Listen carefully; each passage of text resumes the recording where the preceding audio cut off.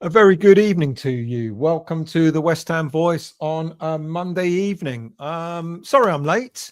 Well, half an hour late. I did set the show to start at 9 o'clock, and I thought there's no way I'm going to do that because I've actually been working hard today, and then we had to go to the vets and take the cats to have their vaccines done because the other half booked it for a Monday evening. Of course you did.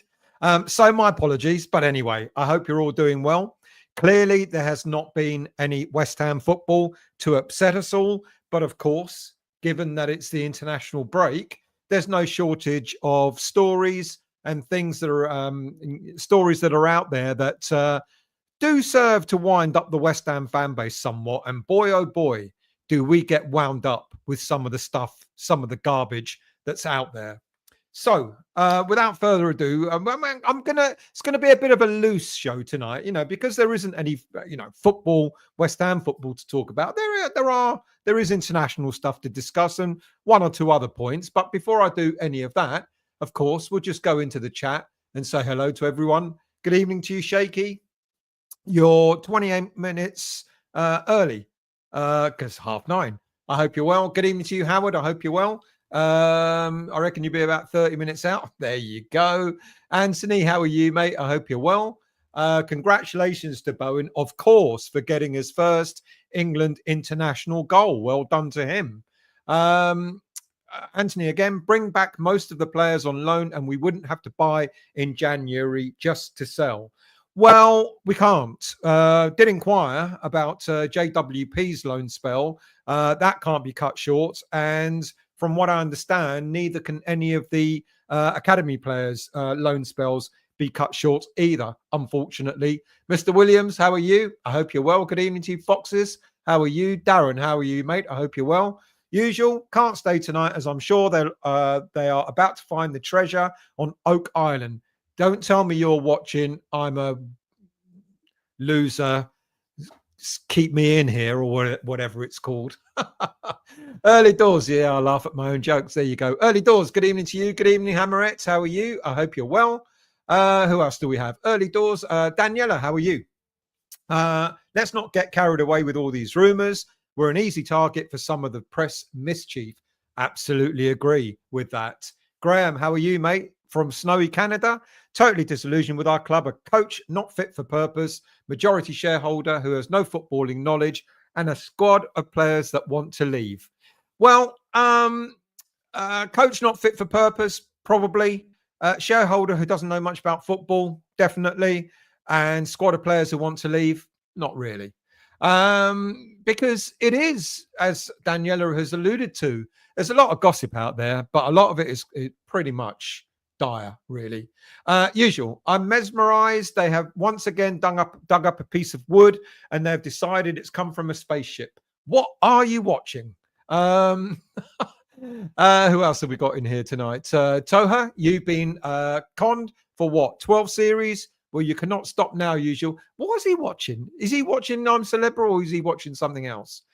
Graham, I never said January, but the bigger name players will not stick around to be embarrassed for long. There's better players who've stuck around for longer. But we'll go through that in a minute because I know what you're all hearing. You're all hearing that Kudus is upset, and you're all hearing Rodriguez is unsettled, and you're hearing about Fulkrug not being settled either. Fulkrug's injured. He's going nowhere in January. He'll be lucky to play another game this season if things go the way they are. Colin, good evening to you. I hope you're well. Thank you for joining. Everyone is saying good evening to each other, which is very nice. I am starting early, Sharky. Yeah, I was meant to start at 9, moved it to 9:30, and I've started at 9:25 instead.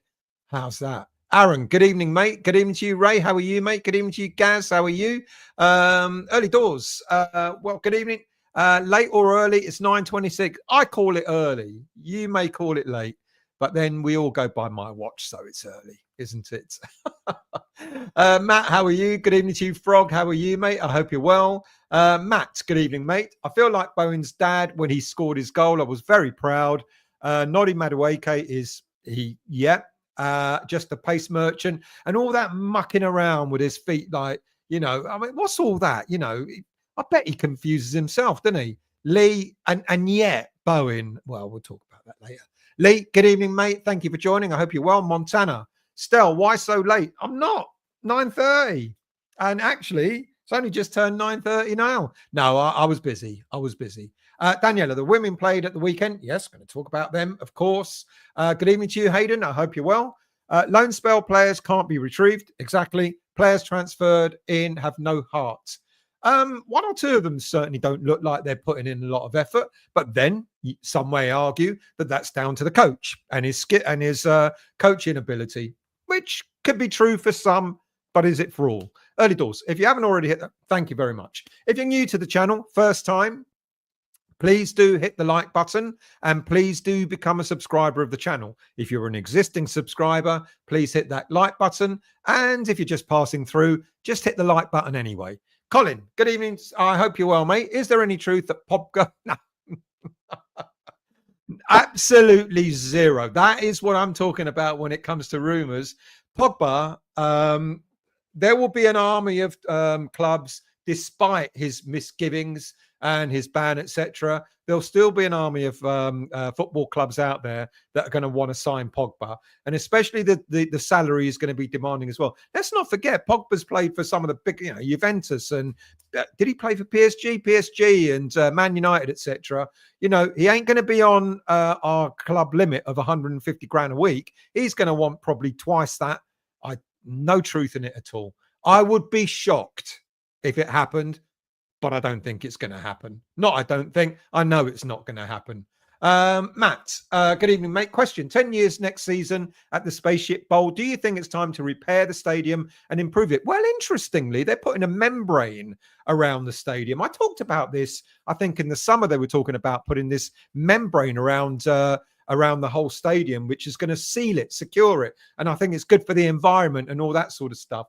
My understanding is that might go towards repairing it in some way. If you're talking about repairing it to make all the seats closer to the ground, no. Until we have full operational running of it and until we kick out athletics, etc., that won't happen. So which one do you mean? When you say repair it, do you mean about bringing the seats closer, or do you mean repairing like the roof and all that sort of stuff? This membrane, I should read up about it because they're actually starting work on it soon, if they haven't already. It's going to seal it in some way, and it's going to make it environmentally friendly and all that sort of crap. John, good evening. Stell from Trinidad. I hope you're well, mate. You have migrated to Trinidad, I'm guessing, unless you're out there on a bloody long holiday. I hope you're well, John. I hope you're well. John, good evening. Another John Hicks. Still, do you think we're going to sign any players that are going to stay and play football? It's going to be look, the January window is going to be busy. There's going to be no doubt about that. Who or what, who we might get, I really don't know. I mean, you could argue. I mean, you could put an argument in for a number of positions that we probably need. My thinking is, I kind of said it last week or the week before, is I know we need a striker. Absolutely no doubt we need a striker that's going to be able to sort of, the chances that we're creating need someone who's a finisher, a really good finisher. So, yes, we need a striker. But at the same time, I did say the other week that I think we also need to sort out our central midfield. We've got an awful lot of midfielders. We don't have any of them that can take the game by the scruff of the neck. And I would really like to see, if we're going to do any business, ironically, and I know you're going to think I'm crazy when I say this, but ironically, if we only do one bit of business in this January transfer window, I want it to be a central attacking midfielder. No, rephrase, a central midfielder who can take, who can really, a box-to-box player who can really get in there, really get at it, really sort of hone down that midfield instead of allowing it to be so open to the opposition. Why not a striker? Because my honest thinking is that we've got players that can actually play, and I'm not talking about Antonio or Ings for that matter, or Fulkrug for that matter, but we do have other players that can play in that role. It wouldn't be a conventional way, but as Jared Bowen proved last season when he scored 20-odd goals, he can play that role whilst Kudus was playing out on the right-hand side. So I think we will get players, but Probably will get a striker, but if I really hope we get a central box-to-box midfielder as well. Howard, I want to see Schofield lose his shit. I thought you were rubbish. Don't watch that crap. Get on and watch this. Hayden, good evening, mate. Sounds like management has no idea. Lopetegui is copying most of the blame. I think Stein is equally to blame, if not more. You haven't watched my show, have you? Called The Three Stooges that I put out yesterday, I believe. Watch that after this show, because I think everyone has a role to a part to a blame to take in what's happened so far. Lopetegui, for his style of coaching, we know it's not right. And I suggested in that show that I did that maybe Lopetegui ought to start thinking about turning us into a bit more of a counter-attacking team, because our players are much more acclimatized to playing that way. I know he wants possession-based football, but it just isn't working. Or as he's alluded to, he hasn't got the players to play possession-based football. And then you could argue about Sullivan taking the blame for not bringing in the right head coach in the first place as well. And yes, there's an element to that, but let's not get carried away in thinking that Amorim was going to come to West Ham. He never was. But as I suggested in the show that I did on Sunday, we've got coaches that would have been well within reach for West Ham, like Iralo of Bournemouth, or Thomas Frank of Brentford, and even the Brighton coach at the moment. You know, all three of them would have been within easy reach in terms of money, how much they wanted to get paid and all that sort of stuff. You know, so there's an element to blame on Sullivan for potentially bringing in the wrong coach. And then, as you're just alluding to, Steiden's got an awful lot to answer for with his approach. And if you watch that show I did on Sunday, you'd know that I started talking about the head of sport direction, or whatever he's currently called now, at Bayer Leverkusen, who's the brains behind Bayer Leverkusen's success. And that's a man called Simon Rolfs, in which Steiden reported to at Leverkusen. Rolfs played a part in bringing Steiden to the German club, but at the same time, you're starting to unravel that it wasn't necessarily Steiden that brought the success to Leverkusen. It was more Simon Rolfs. So yes, and when we start thinking about, you know, the approach that we've been told about, and I got sold by it when Steiden arrived. I said he was going to be one of our most important signings at the club, you know, and suggesting that he's going to use data-driven analysis, bit like the Brighton model, to look for players. He was called the Pearl Diver for finding great players, you know, at a very low price that will become sensations at the clubs that he's worked at, etc. I can't see any of that really have happened, to be honest with you, at West Ham. And I went through the players that we've signed, and Steiden's got an approach. Steiden's got a number of different approaches. Yes, he gets young talent, but not at £20 million like Guilherme. So yes, he does unearth young talent around the world, and then they become superstars, and then you could sell them for a lot more money or build a team around them or whatever. He also takes very experienced players who will just fit in like a glove and improve the team, you know, because they're bringing their experience to the club. Have we got any experienced players that are bringing that to West Ham at the moment? Fulkrug permanently injured, maybe out for the rest of the season. Rodriguez, 30 years of age, experienced, World Cup winner and all that sort of stuff. But he's finding the Premier League quite difficult. Yeah, he has the odd good game or two, but then he doesn't. And then he picks out players who are meant to be players who are really good, but just languishing at the clubs that they're at. And he's done that as well. I'm trying to think of the Man City player that he took to Germany. Damn it, his name's gone. De Bruyne. He did that with De Bruyne when De Bruyne was at Chelsea. When De Bruyne was at Chelsea, he was languishing on the bench. He wasn't playing that many games. Yes, he was a lot younger. And Steidem took him to Werder Bremen. And really his career just sort of, you know, became, you know, just excelled from there on in. And I'm looking at the squad and I'm saying, has he brought a De Bruyne type, not a De Bruyne, but a type of player that's been languishing in his club and brought here so he can resurrect his career, but sort of demonstrate how good he is? I guess you'd say Soler. is that sort of player. Sitting on the bench at PSG, getting the odd game, a few minutes here and there. Coming to West Ham, you think, yeah, great. But even Soler is not really doing as well as we all expected him to do. So I do question Steiden, and I do question his approach. And I do wonder what sort of data-driven analysis has brought us Nicholas Fulkrug. What sort of data-driven analysis has brought us Wes Foderingham? Who would have thought that Areola would have fallen out of form, and now we have to rely on 40-year-old Fabianski to go in goal? If his data-driven analysis would have done the job, maybe he would have identified a young keeper that would have been just ready to get into a senior team and really challenging for first-team football instead of us relying on Fabianski. So Steiden's choices leave a hell of a lot to be desired. Let's scroll down. Who have we got here? George, good evening to you. I hope you're well. A couple of wins and we'll be stabilised things and confidence will come back. Absolutely. I mean, we've only got Newcastle away and Arsenal at home, so what's there to worry about? But it's just it'll be just like West Ham, wouldn't it? Where we would go and get a point at Newcastle. We'll stifle Arsenal and beat them 1-0 or something stupid. And then, of course, we'll go away to Leicester, cocky, sort of all cocky, and they'll just thrash us 3-0. That's the West Ham way, isn't it? Oh, my God. I can't believe that. Now, as you know, I go to football home and away with Paul Williams, who said hello earlier on. And, of course, this man, Mr. Wigram, Le Shirt, as he's better known. I mean, I've been trying to get them both on a show to have a chinwag. Wouldn't that be exciting? Wiggy can wear one of his famous shirts and sit there in front of you all to sort of gawp at.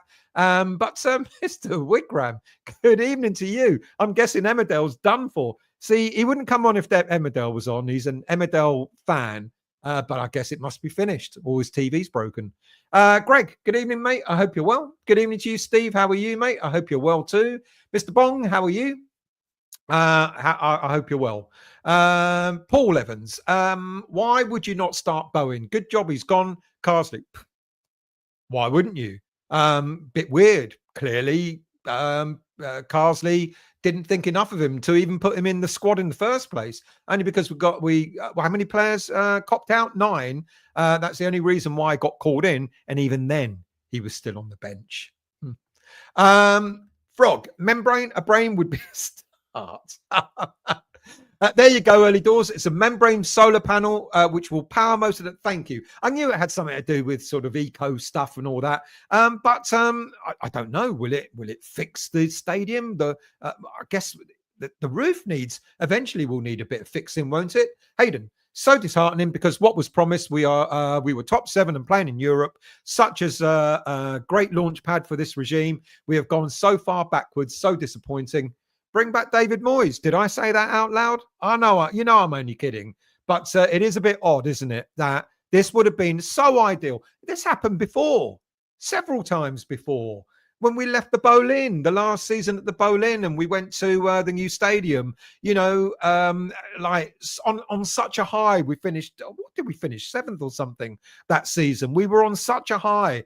And then all we had to do was just get the right players in. And we got a load of, with the greatest of respect to a lot of them, we got a lot of crap in, and then we went that way. And then it's happened again, with what's happened last season. All right, we didn't finish great in the league, but we've got so many good players. I mean, I said before the season started, before the transfer window opened, that we've got so many decent players who are the core of this team. I did include Areola in that, and I do still think Areola's a decent goalkeeper. Areola and I didn't mention Agurd. Alvarez, I mentioned, and Bowen and Kudus and players like that, and even Paqueta. And I said, look at that nucleus of players, and all we've got to do is add a bit of quality to it, and look at us fly. What's happened? Who else have we got? Bill, good evening, mate. I hope you're well. With the next 2 games being difficult to say, do you think releasing Lopetegui after Arsenal would be easier for the new coach to get a favourable result as Amorim has at Man United against Ipswich? We're assuming we're going to lose both those games, and we're also assuming we're going to lose them quite badly. Stranger things have happened.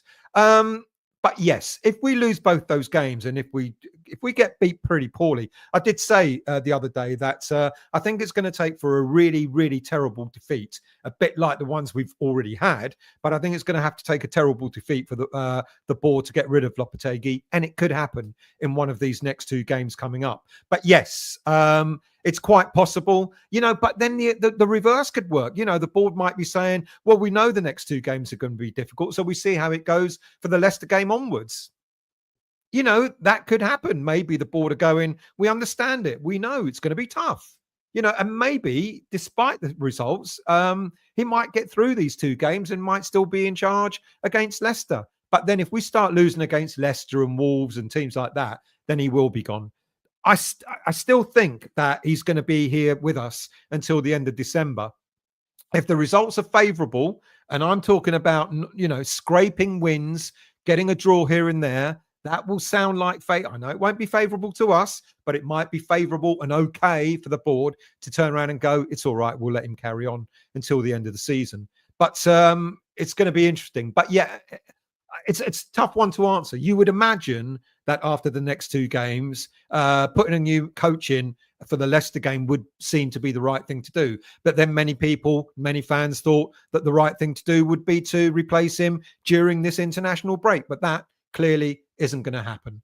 Andrew, would be a typical Sullivan signing, unimaginative and regressive. Well, again, in the show that I did on Sunday, I did talk about the style of managers that Sullivan tends to sign. And like it or not, he goes for the pragmatic approach. With Pellegrini being the odd one out, most of the other managers under this current regime have been quite pragmatic managers. Either they've been defenders by trade, or they're pragmatic in their coaching and managing, etc. We've never had exciting coaches under this current regime, apart from Pellegrini. And look what happened there. Who else have we got? Matt. Sorry, Stel. Yes, improve the quality of the stadium and repair what's needed to be repaired. Well, yeah. Whilst we don't run, we don't want to own the stadium, but we want to run it. Let's get that clear. And there may be opportunities coming up in the next year or so that might result in us running the stadium. And when I say running it, I mean have full operational control of it. So that we could have control of the catering, we have control of the stewardship, we have control of what happens at the ground, and so on and so forth. So rather than being tenants, I don't know, long-term leaseholders or whatever you want to call it, because at the moment we only rent the stadium, for the games that we play in the Premier League, plus an additional, I don't know, half a dozen should we progress in cup competitions, etc. So that's how it stands at the moment. And whilst that's in place, no, we're not going to do anything to improve the stadium. And I dare say, with the owners, the current ownership, hemorrhaging money, it's not making money. They're not inclined to want to improve it in any way, to be quite honest with you. But if we take operational control, that's a completely different matter. Then we'll be long-term, I don't know what you want to call it, leases, and it's not just us, leasing or renting the stadium out for the games that we play, but actually having full control. Then maybe, just maybe, something different may happen with the stadium, maybe even reconfiguring it so the seats get closer to the stadium. But until then, nothing else will happen. Kansas, good evening to you. It's a solar-powered membrane they're putting on the roof. Okay, well, that means it's going to seal it. Allegedly, it would generate enough power to light, etc. for game day. Thank you. I knew it was that. I did talk about it. Completely forgot. But anyway. Matt, in my opinion, what's the point of solar panels when us Brits don't have any sun? I'm not saying much. I'm not saying I'm against solar panels. I don't know. It gets generated in different ways, doesn't it? I don't know how it works. But I'll tell you what, where's he gone? Speak to Kansas. He'll tell you all about it. Aaron, we should have signed Conor Gallagher. Well, we should have done, but Conor Gallagher didn't want to play for another Premier League club, because we were after him for a couple of summers in a row. But Gallagher had absolutely he wanted to stay at Chelsea, but he had absolutely no interest whatsoever in going to another Premier League club. So unfortunately, it just wasn't going to happen. John, let us ship out anyone that doesn't want to be here. You win nothing with individuals. Good individuals won't win you as much as a tight team that play for each other. I agree with that. But Look, we're hearing things. We don't know, like I said, it's slow news week. So I wouldn't sort of count on, what you hear is what is actually really happening. Who else we've got? Paul Turner. Good evening, mate. I hope you're well. Sorry to bore you all, but have we sacked him yet? You regret it? No, is the answer. We haven't, and I know it's not going to happen now. Hayden. I did watch that still and totally agree. Thank you very much. Shaky, good evening to you, mate. Have I said good evening? I have. I said hello to Sharky. Now I'm saying hello to Shaky. You just want to confuse me. Would like to see a maximum of 3 overseas players in a matchday squad and bring on our homegrown players. That'll bring some pride back to the club. We've lost our way somewhat. I kind of agree with that, and I kind of don't agree with that. I agree with that because, yes, I get the whole thing about, having pride and homegrown players will give you that, etc. But I don't agree with it because if our homegrown players are not good enough, I don't want us to go down and go, oh, well, at least we played all our homegrown players. Howard. Western Red Cedar is the closest to Cyprus I've worked with, Togs. I only turn native species. I get local in the downs. I have no clue what you're talking about, but you carry on with Toga. Old man, good evening, mate. I hope you're well. I blame David Sullivan. It's easy to do so. And I'm not saying he's beyond blame, but I don't think, to be quite honest with you, he's the only one to blame. Jack, good evening, mates. Do you think we should ship out our slow players? Wan-Bissaka, JWB, Ward-Prowse, or Aaron Wan-Bissaka? Which one's that? Paqueta, can't ship him out for love nor money because of what's happening quite now. Rodriguez, yes. If there was someone lined up that we could replace better than Rodriguez, which I've just sort of said, really like to go into the January transfer window and get a proper box-to-box midfielder, then yes. Soler, for the same reason, yes. Souček, no, because despite Souček being slow, he has a role to play. And I think he's proven himself over the years. He's not the greatest player at West Ham, but he's not the worst by distance. Alvarez, if he can get his head straight, I'd keep Alvarez as well. That's all our midfield. Daniela, we're not the only club in a bit of a state being listen to the Spuds. They're having the same issues that we're having. And yet they're playing what's called exciting football. But they're not happy with him because they're not winning games. John. Stel Bone was on fire when he came on. He's back like he can be. I hope so. I hope that's but then not one player can win a game on his own. But I hope that's given him the confidence to drive West Ham on when we're back at it next Monday night. By the way, next Monday night, of course, there won't be a West Ham Weekly. Why is that, I hear you ask? Because I'm with Wiggy and Paul. They made me go agreed to go all the way to Newcastle for the game on a Monday night. I said, I just want to stay at home and just watch it on TV. They went, no, you're coming with us. So we're going up there next Monday night to be at the game. We'll do, maybe a post-match show. I've got Wiggy will wear one of his wonderful shirts and we'll do a post-match review, of course, after the game, if we're still sober. Not that I drink much. David, Paul Williams is sending me pictures of mince pies. He's mad, by the way. Emmanuel, good evening from Ghana. I suggest Danny Ings should start always. I suggest you may be right. I wouldn't mind seeing Danny Ings starting in the next game. Will it happen? Probably not. Andrew, Terzic, Southgate and Potter would be soul-sucking appointments. I'm glad you said that because I've lost count at the number of fans that go, Potter, bring Graham Potter in. And I've made my case about Potter. I don't agree. That Graham Potter, the unfortunate thing is, because he's got Premier League experience, if we do sack Lopetegui, Potter is quite likely to be one of those managers that Sullivan will consider. I think Terzic stands a good chance as well. Southgate, I'm not so sure. But if I had a choice between Terzic and Potter, personally, I'd go for Terzic. Stephen, good evening, mate. I hope you're well. Thank you for joining. Good evening to you, Neil. How are you? What shambles? The West Ham way never fails to disappoint. Of course. Wouldn't be West Ham otherwise, would it? Andrew, I blame Sullivan because I thought Tim Steidten was the man to pick the new coach. Let's not be fooled, Andrew. Steidten, regardless of what people think or have been told, Steidten was part of the process for picking Lopetegui. Trust me. Trust me, Sullivan didn't turn around and go, "Oh, I tell you what, why don't we get Hoolan in for an interview?" Steiden was involved. So did he have the last final say? Probably not. That would be Sullivan, because Sullivan does pay the wages, whether we like it or not, and whether we think it's right or not. But Steiden had a role to play in the recruitment of Lopetegui. Jack, Fulkrug was as bad a bad decision as Reeves taking away my winter fuel allowance. Stay warm, mate. I've got get a blank, get one of those. The missus keeps saying, I want to buy. Fuck me, it shows I'm old. She said, I want to buy a heated blanket. And I went, what?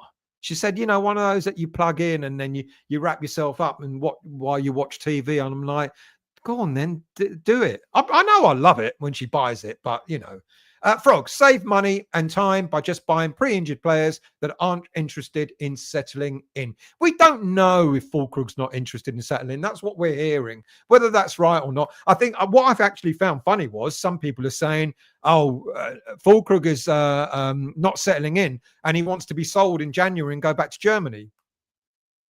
Slight problem. He's injured. Bigger problem. He's probably injured for quite a long time.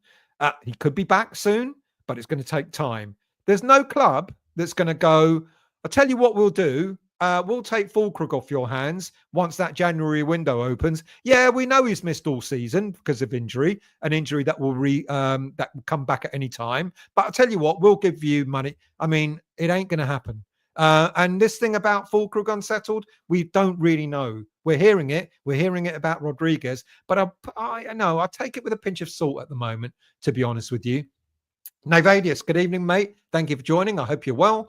Early doors. Still, off topic, San Marino have earned a National League promotion after their second win in 20 years. At this rate, they'll be more successful than us. Congratulations to San Marino. It shows that Cyprus still have a chance of becoming giants on the international stage. If San Marino can do it, so can Cyprus do it. Colin, who's to say Loppy can't turn it around? Who's to say indeed? Might come back completely refreshed after he's been back for his visit back home in Spain. And he might come back and be rejuvenated. And, all of a sudden we'll start playing like, I was going to say Brazil, but they're doing pretty shit at the moment, aren't they? Scott.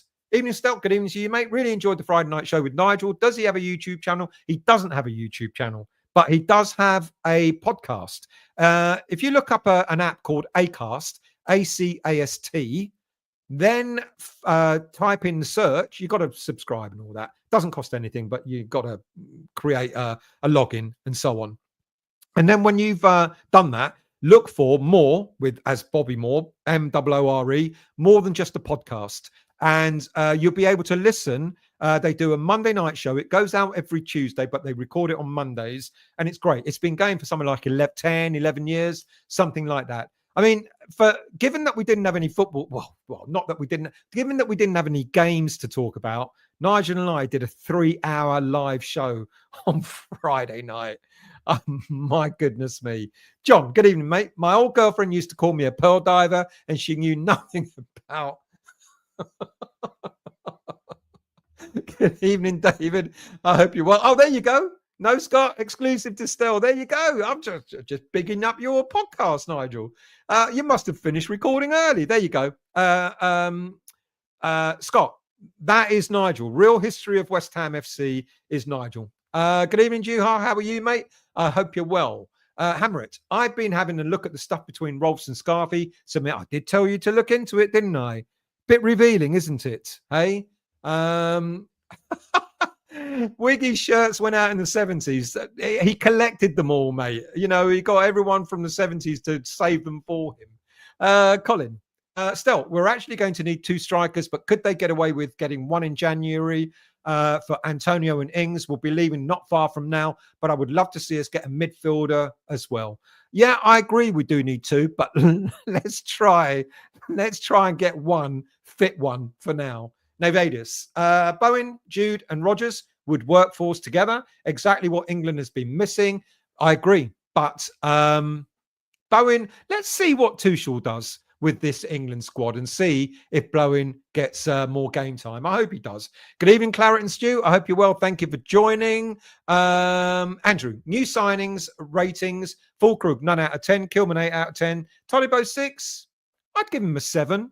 I would give Somerville an 8. And Rodriguez, 3. I wouldn't be so unkind. I'll give him a 4. Wan-Bissaka, 7. Not bad. The old James Bond films are brilliant. I don't know where that's come from, but I agree with you. Sharky, Moyes over Sloppy, gravy any day, if those are our options, Paul. The fan base would absolutely implode, won't it? Now, I was told a couple of weeks ago that West Ham, should they sack Lopetegui, they will not go back in for David Moyes. Sorry, people. They will not go back in for David Moyes a third time. Do you believe that? That's what I was told.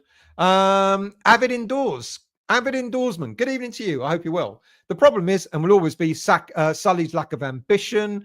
I'm going to ask you, actually, based on that, I'm going to ask you all a question. So what I want you to do is answer this specific question. When West Ham were doing well, and when I say well, I meant in the Europa League, Europa Conference League. We won the Europa Conference League, semi-finals, quarterfinals of the Europa League, 3 years in Europe, etc. When we were doing well, and it's going to be a bit of a leading question, but I'm going to ask it anyway. When we were doing well, was that down to Sullivan's ambition? Or was it just despite him? And now that we're doing badly again, is that down to Sullivan's lack of ambition? So I want you to answer me that. So when we're doing well, is it because of the board, because they've invested, etc., or it's despite them? And when we're not doing well, is it the board's fault? And are there any other factors for doing well and not doing well aside from the board? Go ahead. I want to see what you say. Emmanuel, good evening from Ghana. Hello, mate. I hope you're well. Thank you for joining yet again. I suggest Danny Ings should lead the lines always and be part of the starting team because his effect on games from the bench is so great. I don't disagree with you. I think Ings can't really last a whole game. Well, ish. But I do agree with you in terms of his movement, in terms of his instinct as a striker. Yes, he's got more instinct than Antonio does as a striker. And possibly, quite possibly, we are creating chances. We're just not putting them away. And possibly, Ings could be the beneficiary of getting on the end of some of these chances. So, yeah, I'll make you right. I still think we need another player that we would like to sign in January. But in the meantime, why not give Ings? I agree with you on that. Why not give Ings a start? David, I know I'm going to get stick for this, but I don't care if we lose now. I always care. And I get why you're saying that, but I can never wish for West Ham. And I know you're not wishing them for them to lose, but I do care. Even when we get spanked, that hurts. And ironically, even if we lose 1-0, that hurts sometimes, even more, especially if it's against a team that we should be beating. Rico, I saw photos of your stadium. Congratulations. It looks fantastic. It really does. Because I'm sure you're not saying our stadium is the best in the Premier League by a distance. Ian, good evening, mate. I hope you're well. Eamon, Sullivan only looks for short-term cheap solutions.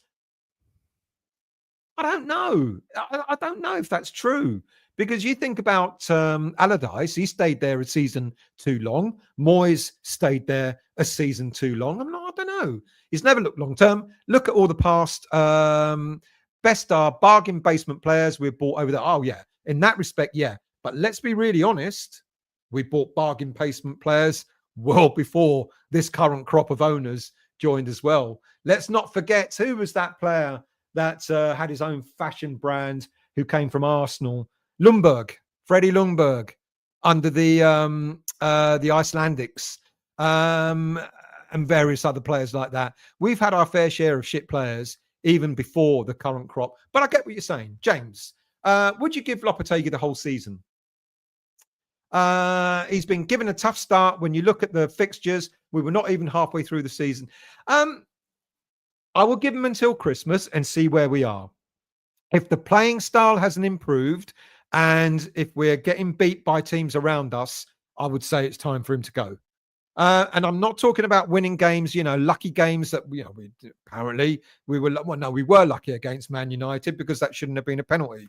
Many say we were lucky against Crystal Palace. If they had their shooting boots on, they would have won that game as well. So the only game that we've won convincingly so far is against Ipswich. No, I would see what happens by Christmas if we're scraping wins and draws here and there, and the footballing style hasn't changed. Because if the footballing style doesn't change, that we're going to be losing more games than we're going to win and we're going to draw. So I would give it till Christmas and see what happens there. But the irony is, talking about being given a tough start, we were patting ourselves on the back because we weren't going to play away from London in the league until Nottingham Forest. Nottingham Forest was our first away game. Was our first game out of London. All the other games, London derbies, and we had a chance. And we've done all right. Did all right against Fulham. Did all right against Brentford away. Got a couple of points there. But no, give them till Christmas and see what happens there thereafter. Ian, get Noble caretaker manager role cannot get any worse. We need to, no disrespect, Ian, but we need to get that out of our heads. Noble, first of all, hasn't done his coaching badges. Noble, second of all, doesn't want the job as West Ham manager. He's got no interest in it. He likes what he's doing at this present time. And to be really, really honest with you, I don't think he would translate into a good coach at this moment in time, Mark Noble. To be really honest, I'm not so sure it would be the right solution. Navadius, we have 99 years for the stadium. Well, we did. We started that off. We've been there 10, so it's 89 years left. Eamon, I don't blame the manager. I blame the owners. Just like I don't blame the waitress when the chef is a shit cook. Fair play. Andrew, if Lopetegui keeps us floating around 12th to 14th, Sullivan will keep him here until the end of the season. 100%. Totally agree. I don't disagree with that one bit. I did say, I would be surprised if we go down to the relegation zone. I don't think we will. We might hover just above it, but I don't think we'll stay there that long. I think it will be we'll hover between 10th, 11th to 15th place throughout the whole season, unless we go on a fantastic run of games. SLM, good evening, mate. Thank you for joining. I hope you're well. Good evening to you, Pierino. I think you should get more of a tune out of that expensive squad. Even if they hate England or whatever, they should perform better. England's squad you're talking about? Yeah, let's hope so. Let's hope Tuchel can bring... I mean, we talked about that on Friday when Nigel said, I don't know, if we win something under a German coach, it won't sit right. I get that. The national pride and all that sort of stuff. Would I be worried? I don't know. Greg Sullivan's more interested in his trophy wife, big ears, and the names of previous winners on her arse. Rex, good evening to you. I hope you're well. Keane would be the caretaker. But yeah, as Nigel pointed out on Friday again, Keane's track record as caretaker manager isn't fantastic. But I like him. Great coach. Pierino, we've never had so many unhappy players at the same time. It's what we're being told.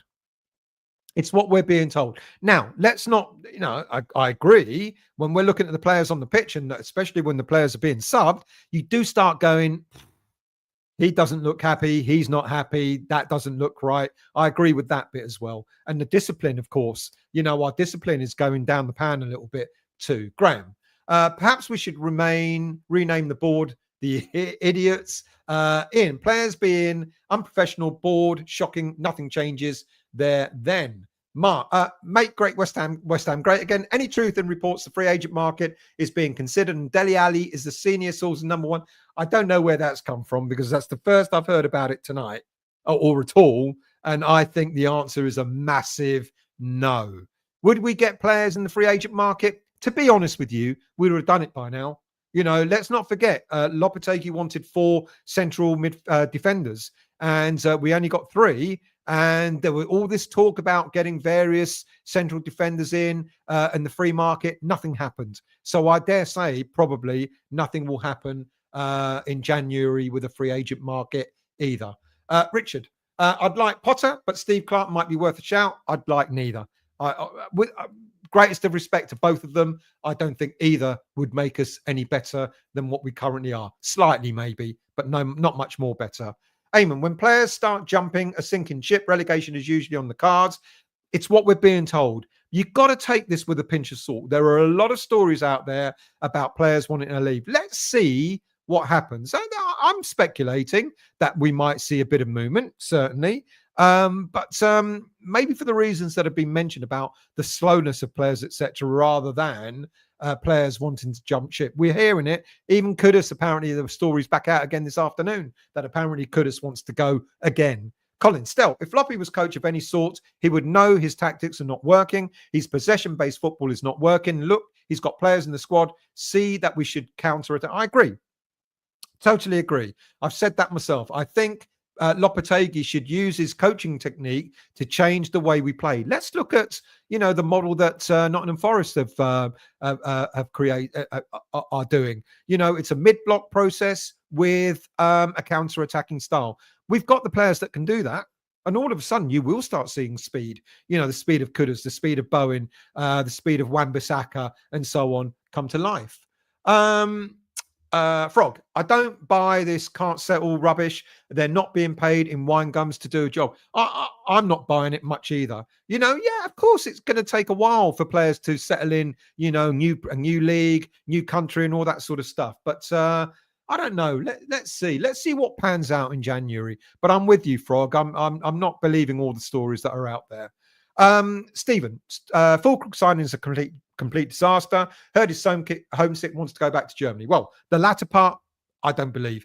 But the first part, complete disaster. Yes, because he's injured. We don't know when he's going to be back. We don't know if he'll even be back this season. Eamon, usual suspect, air fryers now. Hammer it. It's not a good look with how the players are acting. Lack of passion, discipline, and far too many wanting out. They're our biggest assets. Lack of passion, agree. Discipline, agree. If you start believing that players are wanting out as well, I'm really worried about the rhetoric that's out there, to be quite honest with you. It's too easy to say, players want out. Everything is crap. Players want out. I'm not buying it 100%, to be honest with you. Who else we got? Ray. You've got to stay positive. Tomorrow I'll book my pre-FA Cup final drink up Wembley. That is positive. Toha, you up for caretaker manager? Steve, seeing your name mentioned. Steve Noble. Who else have we got? Rex. They look like they have no faith in Loppy. That possibly I agree with. Eamon, usual suspects. They're talking about air fryers again. Dick Turpin, good evening to you. Obsidian, how are you, mate? I hope you're well. If we're going to lose, I would rather lose playing Ange ball than floppy ball. And yet, the Spurs fans are really angry with Ange ball. I'm out, fan base. Don't know. Paul, who's loose? Daniel, good evening, mate. I hope you're well. I asked myself, what's the solution for this season? Given who calls the shots, I'm left bereft of answers. Bar players getting pay per performance. I think Lopetegui needs to change tact. I think that's whilst we can't add to the players now. So the only thing that we can do at this moment in time, unless we do so, sack Lopetegui, is change tact. Go for a different style of football. Look, he's already used all the players available to him apart from Foderingham. Every other player in the senior team, and I'm talking about senior players. I'm not talking about under 21 players who may be in the squad every now and again. I'm talking about senior players. He's used every single one of them. Even Andy Irving has got a little bit of game time, and so apart from Foderingham, he's used them all to try his different, all his style of play. He's changed formation a couple of times. He's played players in different formations, putting Kudus out on the left and all that sort of stuff. So he's done all that. None of that's really worked. So why not now? If he's willing to change formations, if he's willing to move players around, even Wan-Bissaka out on the left and stuff like that, then why not, if he's a good coach, and it was alluded to earlier on, why not then change his playing style? Instead of, great, we all wanted possession-based football, and we're getting it, but there's no end result to it. We're creating chances, but we're not putting them away. We're shooting wide rather than shooting at goal. So if that's not working, then why not change your tactical approach and go for a mid-block, go for an attacking style of play? I think that's the solution for the now. And if that doesn't work, then when we get to Christmas, January, then we may have to change coach. That will be the next solution. And then we may have to change players or sell a player or two or loan a player or two, whatever it may be, change some of the squad. That will be the next solution come January. Eamon, David Moyes will be back at West Ham by February. You heard it here first. Be too late then. Pierino, they might have no faith, but they have to think if they want out, they have to perform. Who else will buy them? There you go. You know, you can moan and whine on the sidelines, that you don't like it here, but you're absolutely correct. If you're not playing and you're not playing well, no one's going to want to buy you. Matt, unpopular opinion. In my opinion, how it looks now, we should do with players like Fornals, Downs, Kera. Not a fan of Dino, Soler, and Rodriguez. I don't mind Dino. I think he's had one or two good games. Soler, we've not seen enough of. I just don't think he's proving it. And Rodriguez, I kind of agree with as well. Now, I did do a cheeky show this morning for any of you that watched it and suggested that maybe, given the unrest, apparently Rodriguez is unrest and he wished he'd signed an extended contract at Real Betis. Why not swap him for Pablo Fornals, who is currently at Real Betis? Do a swap deal. Let Pablo come home. Look, and I'm really surprised at some of the comments because I thought a lot of the fans would go, absolutely great idea, but not a lot of fans bought into that. A lot of fans were like, no, he's finished, etc. Now, here's another thing I have a little bit of a problem with you fans, with us fans, and this is like when we get rid of a player. We go, what on earth is the club doing? You can't get rid of him. He's brilliant. And then when the player's gone, and if there's any remote talk of that player coming back, why would we want him back? And that's what's happened with Pablo Fornals. I'll never forget last January when we sold him to Real Betis, the fan base were like, oh my God, look what Moyes is doing. Getting rid of such a great player like Fornals and, plays with his heart on his sleeve, etc. And then when I did a show this morning suggesting that might be a swap deal, like, why would we want him back? Ben Rama's another one. Ben Rama's gone to Lyon, and like some fans were going, oh, get rid. Finally, he's gone. And other fans were going, oh, he was only misused by David Moyes. And now Ben Rama's available. It's like, it's again a mixed bag, isn't it? Some fans are going, get him. And other fans are going, no, we don't want him. We are an inconsistent bunch, aren't we? Mr. McLaren, good evening. I hope you're well. Thank you for joining. Well, no shite today because we didn't play. James, good evening to you, mate. Unfortunately, I don't have any confidence that Lopetegui would be able to turn this around. I've not seen anything that says he can. Team formation selection is awful. Look, I do agree. I came away from the game against Everton last weekend. It was only last weekend. Was it last weekend? Yeah, it was last weekend. And I did say, I thought, that's it. No disrespect, Rico, to Everton. We got Rico in the chat. No disrespect to Everton, but I kind of said, well, if we can't even get one over at home against Everton, then what's the hope? We played absolutely appallingly, really, really bad in our style of play. And even I've said, I don't know if he's going to be able to do it.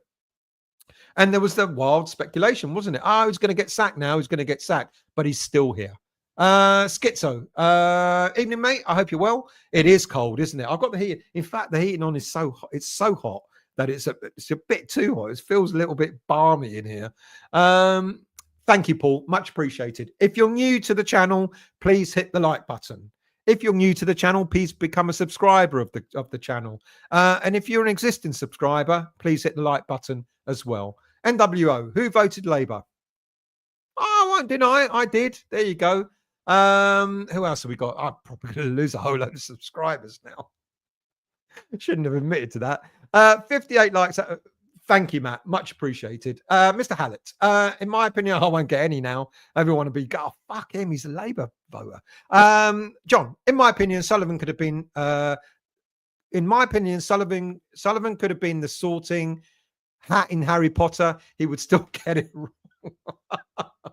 Toha, Fulkrug is in Germany. Can't go back. Is he in Germany? What, for treatment again? Rex, Fulkrug's pissed off because he's injured and not playing. Well, that's not our fault. If he's injured, he's injured. Unless he wants to go out there with a walking stick or something. Hammer, rock and a hard place. Loppy stays or he goes and Sully picks someone else equally as drab. Well, yeah. Jack, isn't Potter supposed to be paid back some of the... I've heard this. I don't know. I'm so disinterested in Potter coming to West Ham United that I haven't looked into this, but a few people have mentioned it, that if he gets a new job, apparently he's got to pay back some of his money, that his severance pay. Well, it depends on how badly he wants to manage. Is money that important? I mean, he's going to get bloody paid when he gets a job. So if he's got to pay some of that back, so what? Does he not want to be in management? I don't get that. Even more reason why I wouldn't bloody well have him at West Ham. You know, he's sitting there counting his money. Pierino, the way they're playing on the pitch does look like they're not settled. I absolutely agree that they're not settled, but there's a big difference between not being settled and not wanting to be at the club. There is there may be one or two who may feel both ways. And I do agree. I think the players aren't settled. I think the players are finding it quite confusing as to what's expected of them when they're on the pitch. Does it mean they will want to leave? I don't know. Let's scroll down a little bit so we can catch up. Wow, how far behind am I? Good grief. Honestly, do you know what? I'm going to stop right there because I'm going to give you a few updates. It's going to be really quick. Let's talk about the women's team. After their win last week, the women's team, unfortunately, were back to losing ways after being beat at the weekend by Brighton. Actually, it's a very good game, a game that we thought we got a point out of in the 92nd minute when Gorey got a brace in the game. Katrina Gorey is the captain of West Ham Women's, but Brighton scored in the final minutes. Ironically, Gorey got subbed, and then they went and scored their winner. But there you go. Even though there's mainly international news to talk about, being dominated over the past week or so, we have had a couple of players out on loan that have played games. The first one is Patrick Kelly, who has been in action for Doncaster Rovers, who came from behind to earn a point against Salford City, 1-1. So well done to Kelly. He's getting good regular game time there, which I'm pleased about. That's what you want your loan players to do. You want them to go out on loan. The only other player on loan that was in action was Mason Terry, Hornchurch. He's on loan at Hornchurch, and they bowed out of the FA Cup trophy in the second round as they fell to fellow National League Southside Enfield Town on penalties. It was 1-1 at the end of the game, and Enfield went on to win 8-7.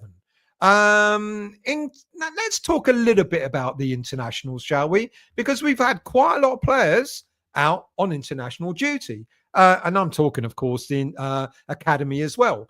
First of all, West Ham Academy keeper Finlay Herrick kept his first clean sheet for England under-19s last Wednesday as they defeated Lithuania 1-0 in their first under-19s UEFA European Championship qualifier in Bulgaria.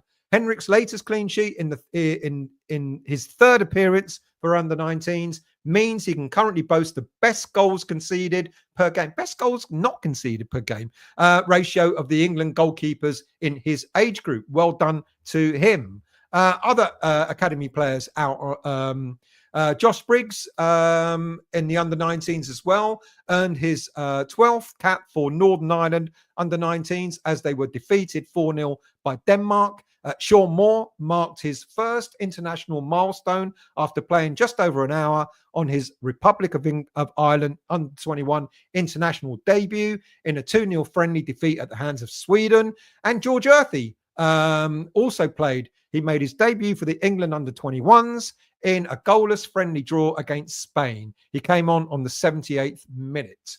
Caelan Casey, he also played for the the England Elite Development Squad, basically the under-20s, and who thrashed Germany 4-0 in their Euro Elite League.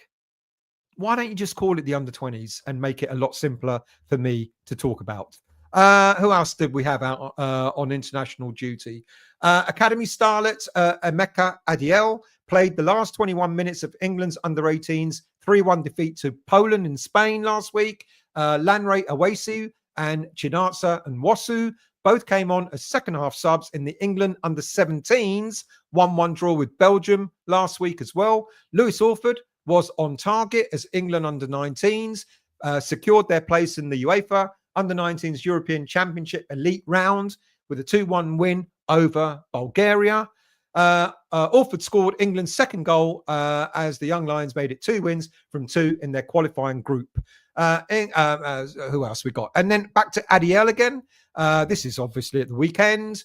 Adiel and Nwosu both experienced defeats while representing England's under-18s and under-17s respectfully at the weekend. What about some senior players in action? Well, Dinos Mavropanos last week played against England in their Nations League qualifiers, and England came out as winners in a 3-0 win. Lucas Paqueta was a second half sub when he came off the bench for Brazil, who were held to a 1-1 draw against Venezuela in the late hours of Thursday night in the 2026 World Cup qualifier. Michail Antonio was suspended for the first Jamaica game as they were narrowly beaten by United States 1-0 last week in the CONCACAF Nations League quarterfinal tie. And then and then he didn't play in the next game for Jamaica because he lost his passport. So he hasn't played in the internationals at the weekend, which seems to imply that he should be quite fit and ready to play in the game against Newcastle on Monday. No fatigue, no jet lag, and all that sort of stuff.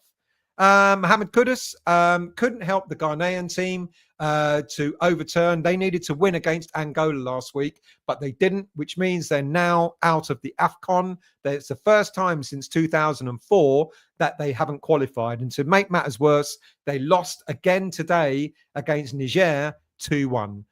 Over in Central America, Edson Alvarez fell to a disappointing. Edson Alvarez is Mexico, fell to a disappointing 2-0 defeat at the hands of Honduras in their first leg of the CONCACAF Nations League quarterfinal in the early hours of Saturday morning. He played the whole game. And closer to home, Vladimir Sufal and Thomas Souček helped the Czech Republic move a step closer to the UEFA Nations League promotion with a vital 0-0 draw against Albania on Saturday night. Sufal was celebrating his landmark 50th senior appearance for the Czech Republic, while Sufal earned his 77th international cap.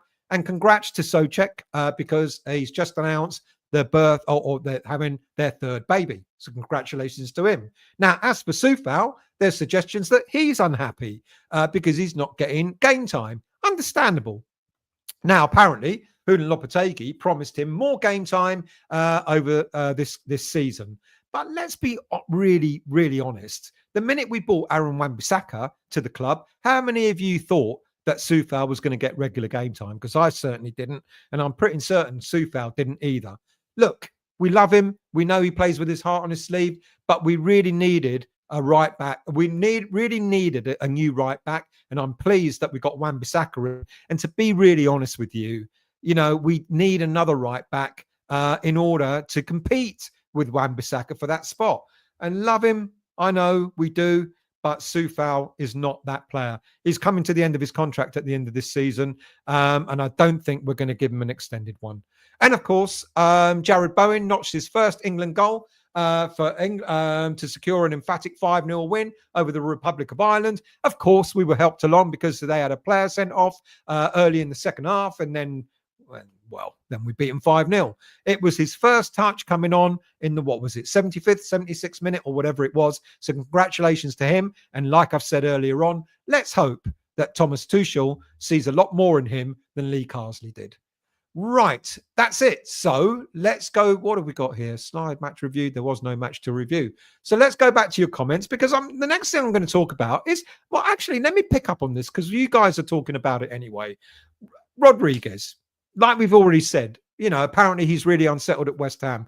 I don't buy into this, but what I do buy into is that we could possibly let Rodriguez go or sell him this January. Now, from my understanding and the message I got earlier on tonight was that there's apparently no understanding of Rodriguez being unsettled. No one's heard any rumours, but I guess, you know, that's the way rumours happen. You know, the people inside the club don't hear it, but we all hear it outside the club. And it's been suggested that if Rodriguez is to go, we're going to need a decent amount of money to sell him. Why? Because, of course, he came in as a free, but he got a decent signing on fee. I alluded to that in this morning's show as well. So if a club want him, they're going to have to pay for him. Now, there's talk about him going on loan to Real Betis. I'm not so sure West Ham are going to sanction that. Why? Because we're going to need a replacement. So quite possibly, if Rodriguez wants to go, we're going to need to replace him. And if we need to replace him, we're going to need money.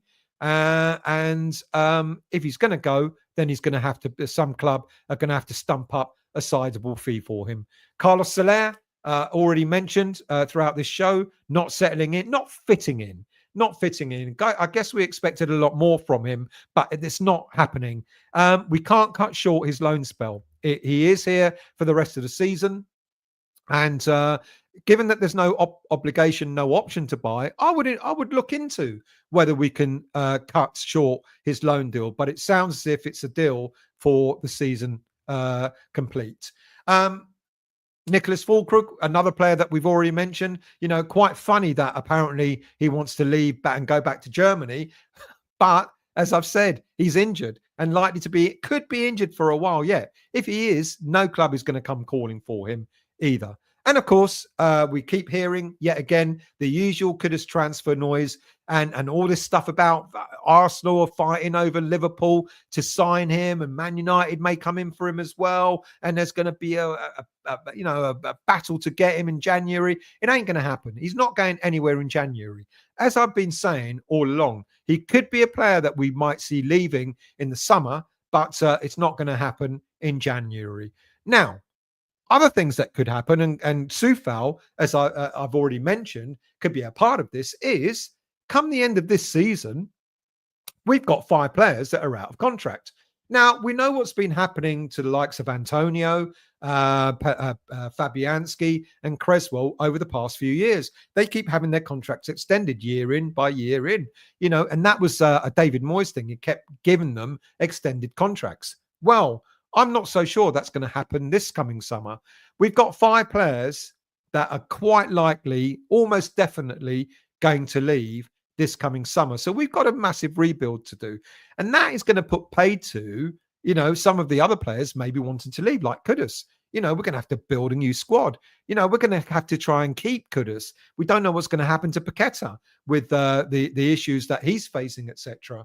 But could any of these players leave in January? Quite possibly. And I think the main player that can leave in January could be Soufal. We know he's not happy. He's been outspoken about it. He's said it. And he said, I'll leave if I don't get game time.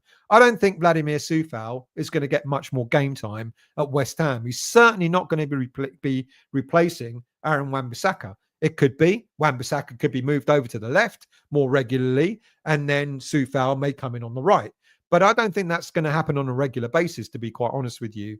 So of those 5 players, I think if anyone is going to leave in January, it's more than likely going to be Aaron Wan-Bissaka. Could Antonio go?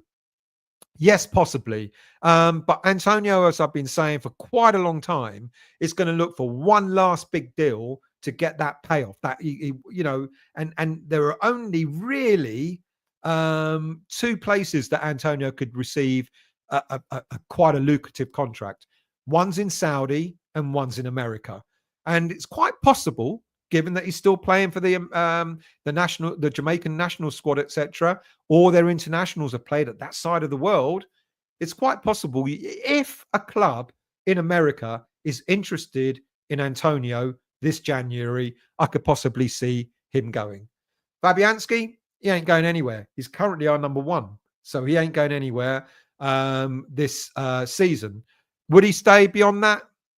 I think it's time we did look at our goalkeeping situation. And I dare say that West Ham United are going to be looking to bring in a new number 1 in the summer, which might also put question marks over Areola and his stay at West Ham as well.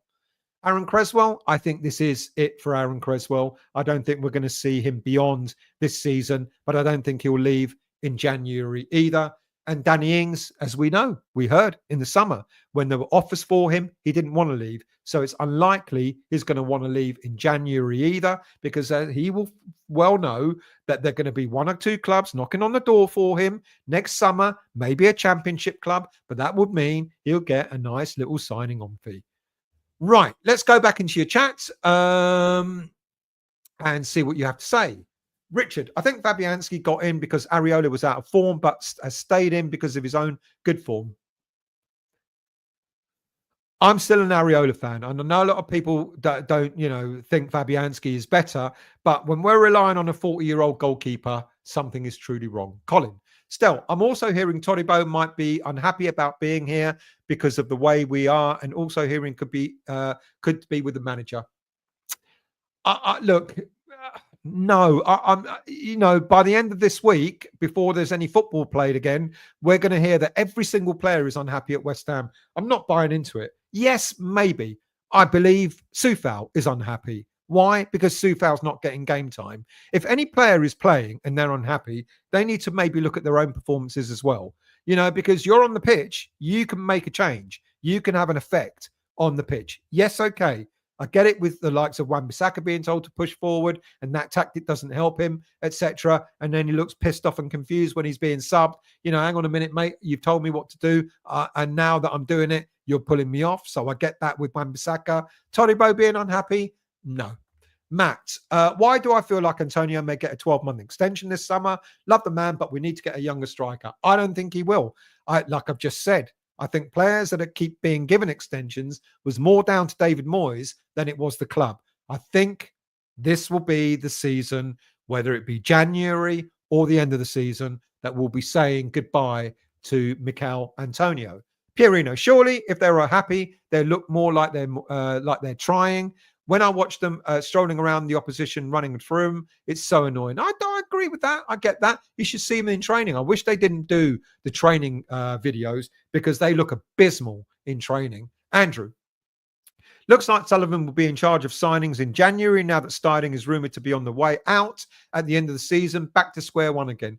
We've had our fair share. Interestingly, more directors of football than I thought. I can't remember what year it was, but we had a director of football several years ago, apparently, when we signed Savio. I didn't know that. I'm going to have to look into the history and double check that. We had a director of football under Pellegrini. That was disastrous as well.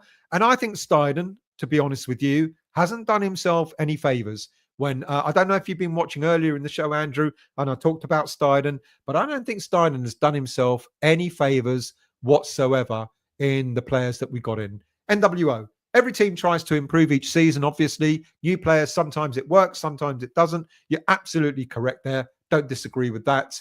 Paul, wasn't it Gold that wanted Moyes, rest in peace? Not Moyes, Gold. Yes, it was. He was the one that was singing his praises. But then, come the end of it, so was Brady and so was Sullivan. Pierino, Moyes won the conference despite the board. They would rather we got nowhere and stayed in the Premier League. With the greatest of respect, I genuinely don't agree with that.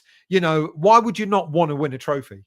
Why would you not want to win a trophy? And Moyes, despite the board, I don't know, because I don't want to sound like I'm loving the board or anything, but they have invested in the squad. They have invested a lot of money in the squad. And the thing I've always accused them of was not that they weren't spending, but that they weren't spending wisely. And that's why we thought Stiding coming in was going to change that. But that hasn't changed either. Now, if we think Stiding didn't have any control of summer signings, I'll refresh your memories again in what I said before. When it came to the first signing this summer, Stiding was out in Brazil and he got an unknown 18-year-old player for £20 million. Now, if you're not in control of summer signings, you're not going to do that.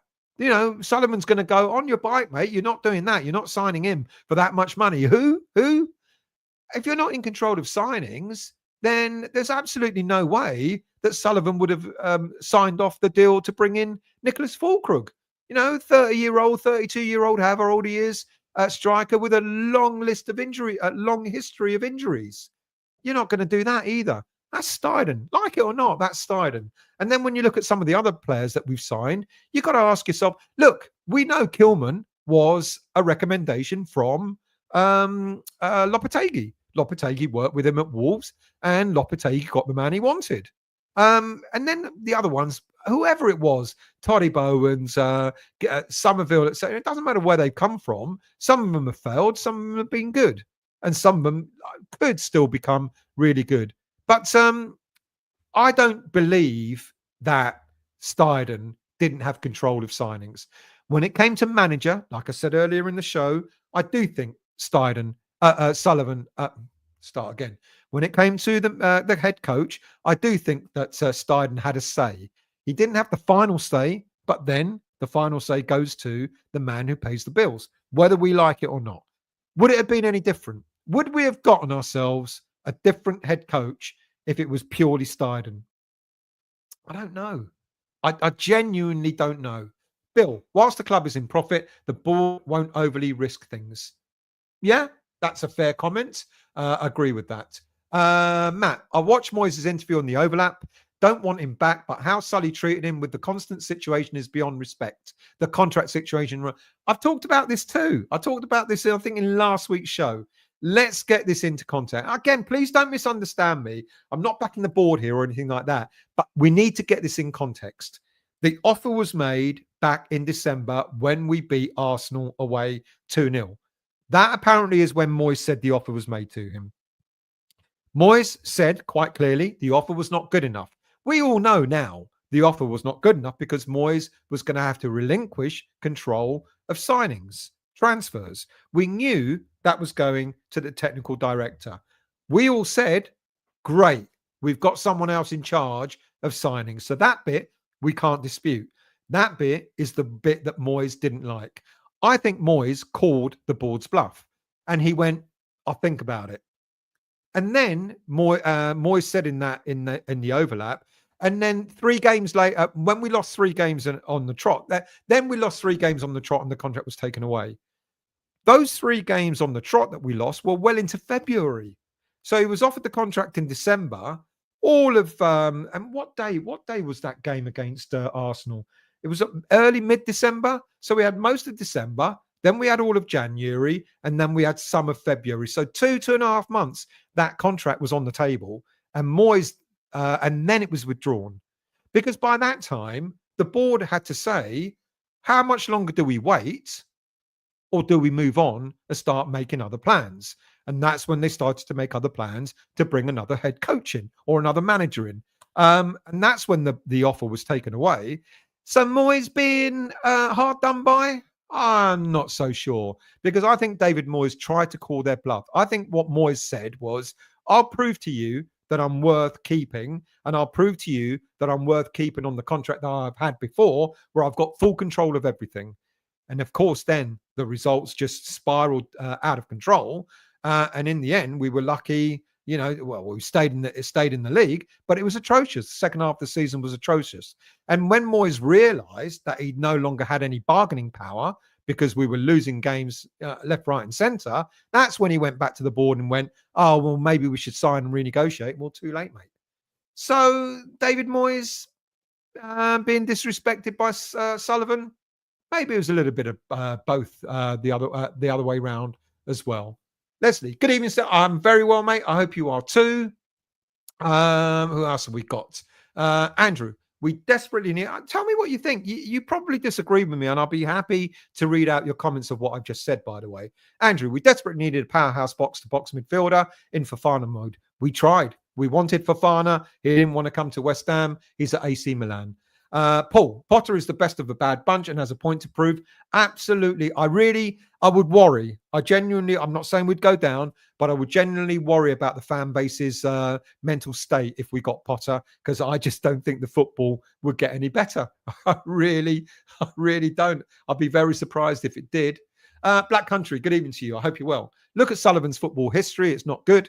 Nothing will change with a little Russian twat. Yeah, we know. We know we'll always be that mid-table team, etc. A bit like what Nigel alluded to on the show on Friday night.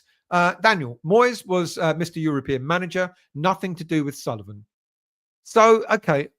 So from that, this is what I was expecting to get. So from that, when we're doing really, really well, it's got nothing to do with the board. But when we're doing really, really shit, it's got everything to do with the board. I'm playing devil's advocate. I'm not sticking up for the board. I'm just playing devil's advocate and saying, does it work that way? When we're successful, it's despite them. When we're unsuccessful, it's all because of them.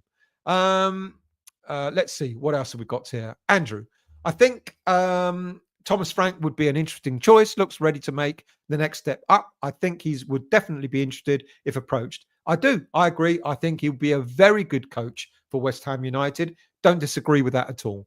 Graham, we did well in Europe because there was poor opposition in those cups, and I blame the board for lack of May. Well, what about Europa League, the first season? There were some effing good teams in there, and we got so damn close in that season. Let's not forget that. The first season in the Europa League, we weren't playing against crap. We were playing against some top-notch European sides there. Matt, still, question. It's 2025 summer. It's your choice. Who do you replace? Antonio, Fabianski, Creswell, Kudus, Rodriguez, Soufal, Ings, Fulkrug with? Oh, God. Now you put me on the spot. I can't give you names, but we know we need a good, decent, young striker, an agile, good striker. Fabianski, how about the guy from Liverpool, the backup, Keller or whatever, maybe him. Creswell, left back, difficult one. I'll have to come back to you on that. Kudus, I don't know about replacing Kudus at this moment in time. I try and persuade him to stay. Rodriguez, I'd bring back not Flynn Downs. I'd bring back the young lad that's out on loan at Portsmouth at the moment and have him play Freddie Potts and have him play. Soufal, don't know again. Ings, I will tie that in. We won't get two strikers, so one. So that also answers Fulkrug as well. So I would maybe look at some of the youngsters that we got out on loan, see if any of them can make the step up. Emerson, he's still got a bit of life in him. Maybe bring one of the youngsters, Skulls, in as left back and be his understudy. Maybe do the same at right back with a right back in the under 21s as well. Striker, we just need that. We need a Duran, don't we? We won't get Duran. I know we all think we might got a chance of getting Jonathan David from Lille. We ain't getting Jonathan David from Lille because he'll sign for the likes of. He wants to go to. He wants to go to a club like Barcelona. Matthew, good evening, mate. I hope you're well. Now is not the time to panic. The problems are real. We need some real serious solutions. Sacking Lopetegui might exacerbate the existing problems. Good point. But I think we'll get where we'll know much better where we are at come December, mid to the end of December. If we're playing just as poorly, and like I said earlier on, if we're just scraping a win and a draw here and there, then it will be time to move on. Obsidian, get a cat. Usual. After 2 weeks, you wish you were by. No, I've got 3 here. They're all cats are great. Cats are great. They do what they want. They don't need to be taken for a walk to have a shit. They want to have a shit. They go out in the garden. They do their business and then come back when they want. Black Country. I'm off. Good night to you, Black Country. On the road at 5 o'clock. Drive carefully, mate. And thank you for joining and thanks for your comments. Hammer it. What is a big worry is further into the season, lower in the table, even more unrest in the dressing room. What coach is going to want to come in and take over? Many. There are many coaches that will want to manage or coach a London team. Trust me, they'll be queuing up to take the job at West Ham. Also knowing that the board spend money. It's not that they don't. They spend money. There'll be loads of coaches, out of work coaches, but there'll be loads of coaches that will come in and want to take over West Ham coaching. Early doors, yes, please subscribe. Please hit the like button. You'll be grateful for it. Well, I'll be grateful for it. Matt, I would rather get Nolan out of retirement than have Ali in our shirt. Don't worry. Honestly, Dele Ali, get out of here. Neil, if we wait until the end of December, will it be too late? No. It won't be too late in end of December because we'll have the January transfer window and we'll have half a season left to get it right. So no, I don't think it will be too late. Toha, they may not want to leave, but it seems they don't want to play. It seems they're very confused. But I don't disagree with that. And it seems that Lopetegui's tactics and his approach and his, when he subs players off who were going like, why me? Then you worry. You worry about that. Do they want to play? As mentioned earlier, if they want to be put in the shop window and if they really want to leave, they should play and they should play properly in order to attract other teams to want to sign them. Navadius, McAtee and Bellingham, more than needed for us. Yeah, good shouts. Interesting shouts. Matthew, I watched Ghana versus Nigeria this afternoon. Could have looked all right. Will be okay when he returns. Yeah, It's the stick that he's been getting from the fan base and social media and the journalists that have really sort of brought him down.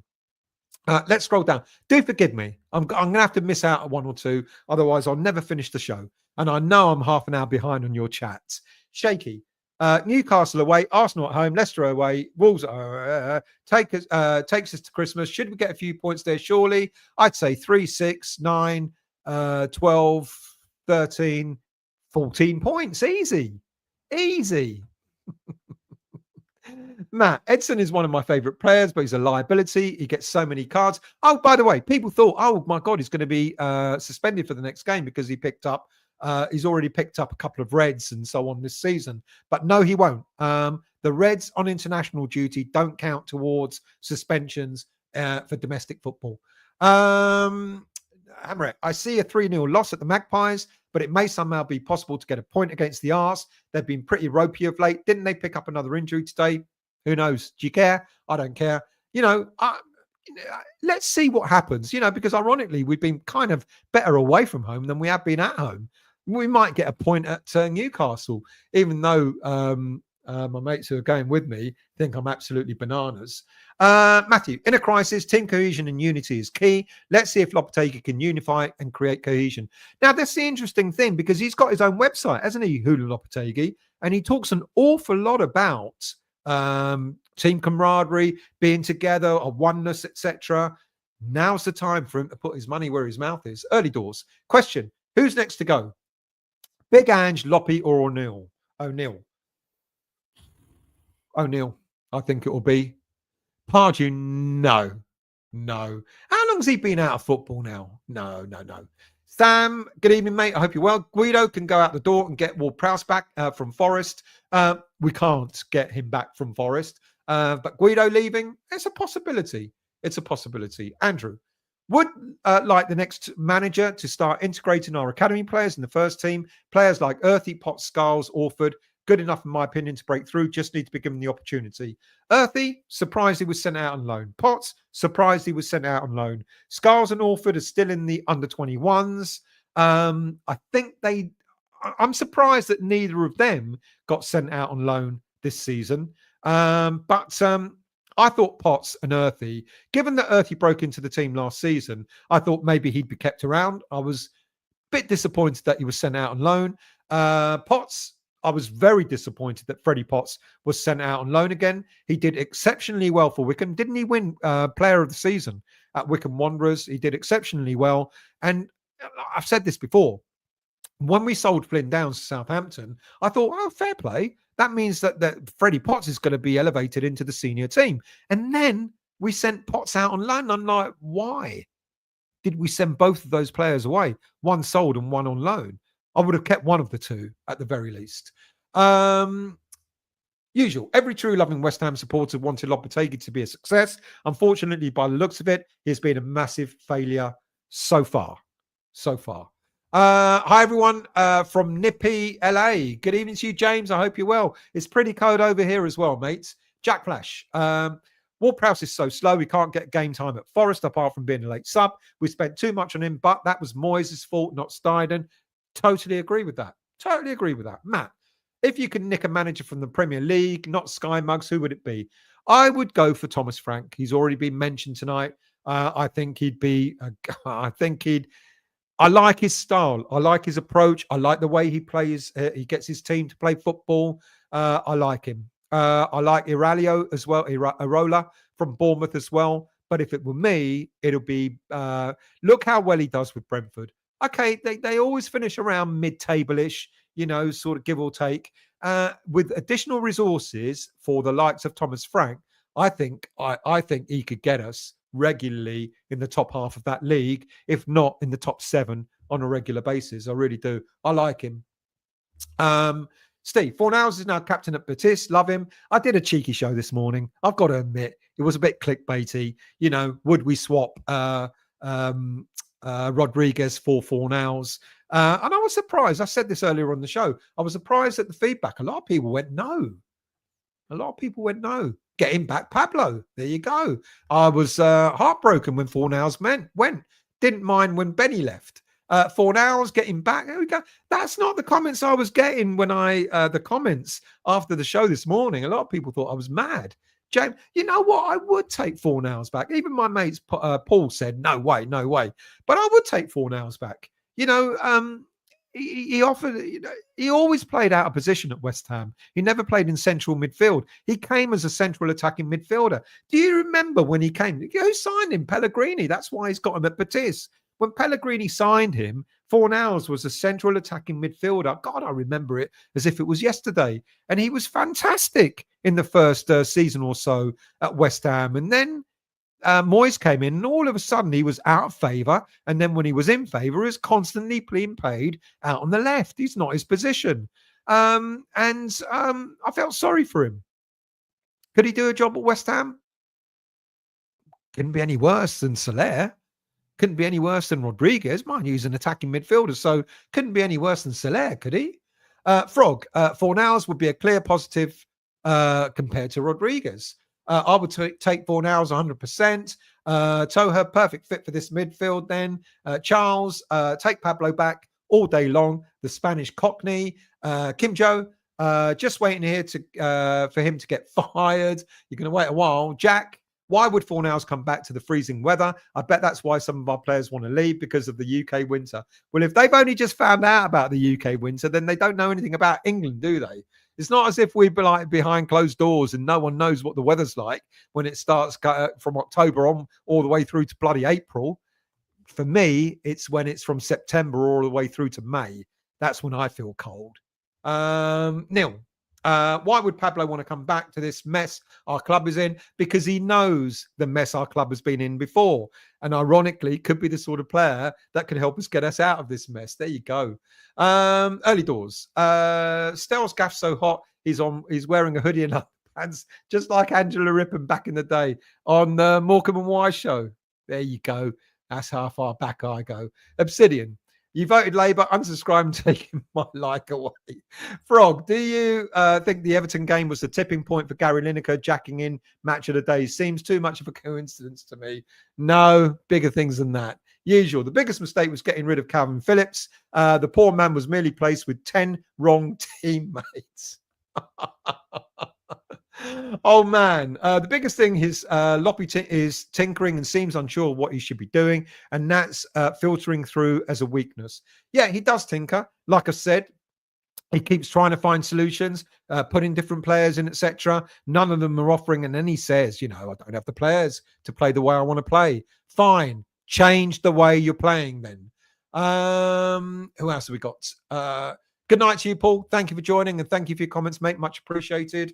Matt, don't bring politics here. I won't be respectful, especially to the who voted Labour. I won't. Who brought politics into this? Dick, I'm not going in tomorrow. My twin can do it. I'm a pilot. Colin, still, Mourinho would jump at the chance of managing our great club. It would be interesting. And Sullivan, on how him and Sullivan get on, but cannot see Sullivan offering him a job. No, because he'll want a shitload of money and he won't stay. He'll disrupt everything. He'll probably leave everything in chaos.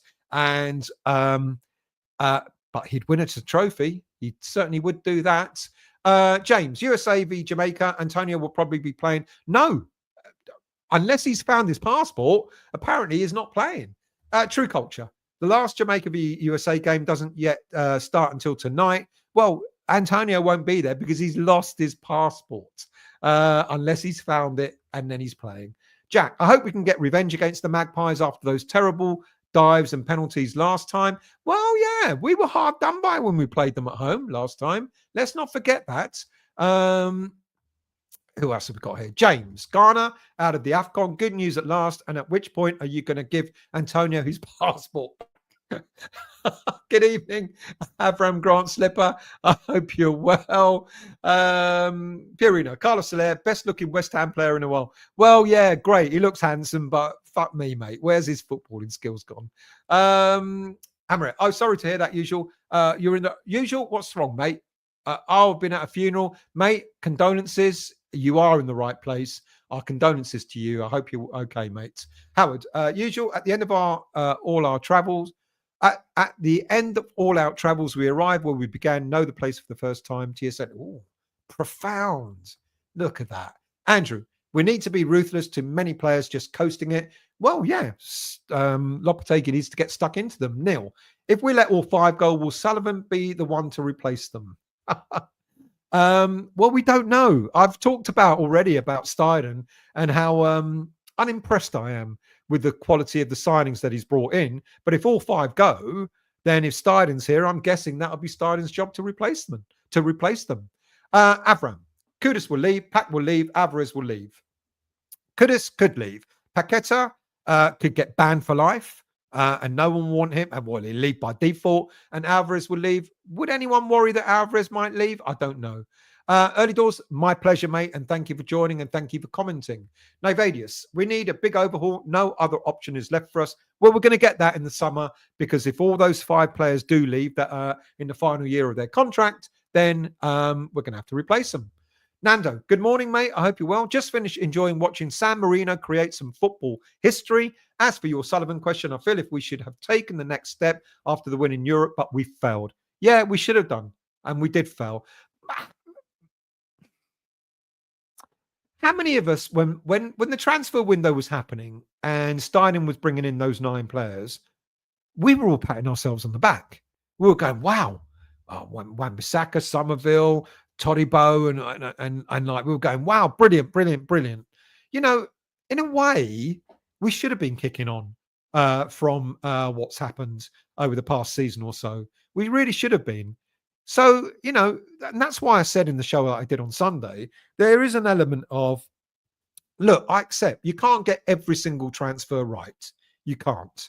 But then you start looking at your coach and saying, oh, you look at the board and you go, well, they spent the money. And then when people say, oh, well, but they scrimped and scraped on the coach, why would you, as a business model, why would you spend 150 million pound in the transfer market and then scrimp and scrape on a coach? You simply wouldn't. It doesn't. It's not logical. And I know that people are going to go, oh yeah, that's because it's Sullivan. Well, if it's Sullivan, then he wouldn't have sanctioned the 20 odd million that we paid for Fulkrug. He wouldn't have sanctioned the 20 odd million that we paid for an unknown 18-year-old. You know, he wouldn't have sanctioned those buyings. He wouldn't have sanctioned the 40 million pound purchase of Kilman and stuff like that. You know, so, and then, oh, well, he scrimped in, and then, oh, John Duran, look at John Duran, where it was only 5 million. Well, it weren't only 5 million because it was going up and up, and Villa didn't want to sell the player until they had a replacement. They didn't get a replacement, so they didn't want to sell him. You know, so why would we have scrimped and scraped on a coach? It doesn't make logical sense. It really, really doesn't. We go and spend 150 million pound on players, and then we scrimp a few million on a coach. It doesn't make sense. That's why I said earlier in the show, Steiden had a role, whether you like it or not. Steiden had a role in bringing Lopetegui to the table. You know, and yes, the final decision was Sullivan's, but I don't know. And we absolutely should have kicked on. But now we're looking at Lopetegui and we are going, he's playing the wrong style of football with the players he's got. He's admitted he can't play the style of football that he wants with the players that he's got. Change it. That means now it seems more and more obvious to many of us that it should be Lopetegui that goes. But the board, being the faithful, you know, blind faith that they have, will keep him until Christmas and see where it goes from there. Philip, I'm not buying to any of this doom and gloom we're hearing on many sites. Totally agree. Let's just get behind the team and get up that table. Well, that's basically what I've said. That, you know, all of a sudden, every single player is unhappy. Yes, there's some unhappiness throughout the games. We've seen the dissent. Yes, we've seen the disciplinary getting worse. Yes, and that's a sign of frustration and all that. Don't disagree with any of that. But all of a sudden, every single player's unhappy. Yeah, I'm with you. I agree.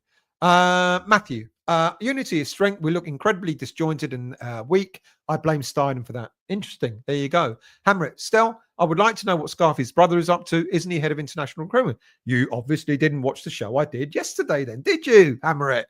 And I talked about not only Moritz Steiden, Tim Steiden's brother, who is head of international recruitment, but also Maximilian Hahn, who is the head of data analysis, he's the guru. I remember reading up about him. I remember in the summer, I read up about this guy who looked like a geek, you know, like the guy with his big glasses on. bit like me. Well, but I'm not a geek. I wish I was. I'd be rich. This geeky data analyst was renowned. Apparently, he's one of the best data analysts in the footballing world that you could find. What on earth? Did someone nick his fucking laptop during the summer? Because where's the data analysis for some of the players that we brought in? Fulkrug, Foderingham, players like that. Where was the data analysis on players like that? Soler, Rodriguez, etc. So I would question Moritz Steiden's approach. Apparently, he doesn't get seen much around the club. No one knows what he's really up to and what work he's meant to be doing. And then I would question Max Hahn and his data-driven analysis on those fantastic players that he's unearthed. This is what Brighton, I talked an awful lot before about Brighton and their model. Brighton have got, and even Nigel referred to it on Friday night, Brighton have got this model. The owner of Brighton has got this model.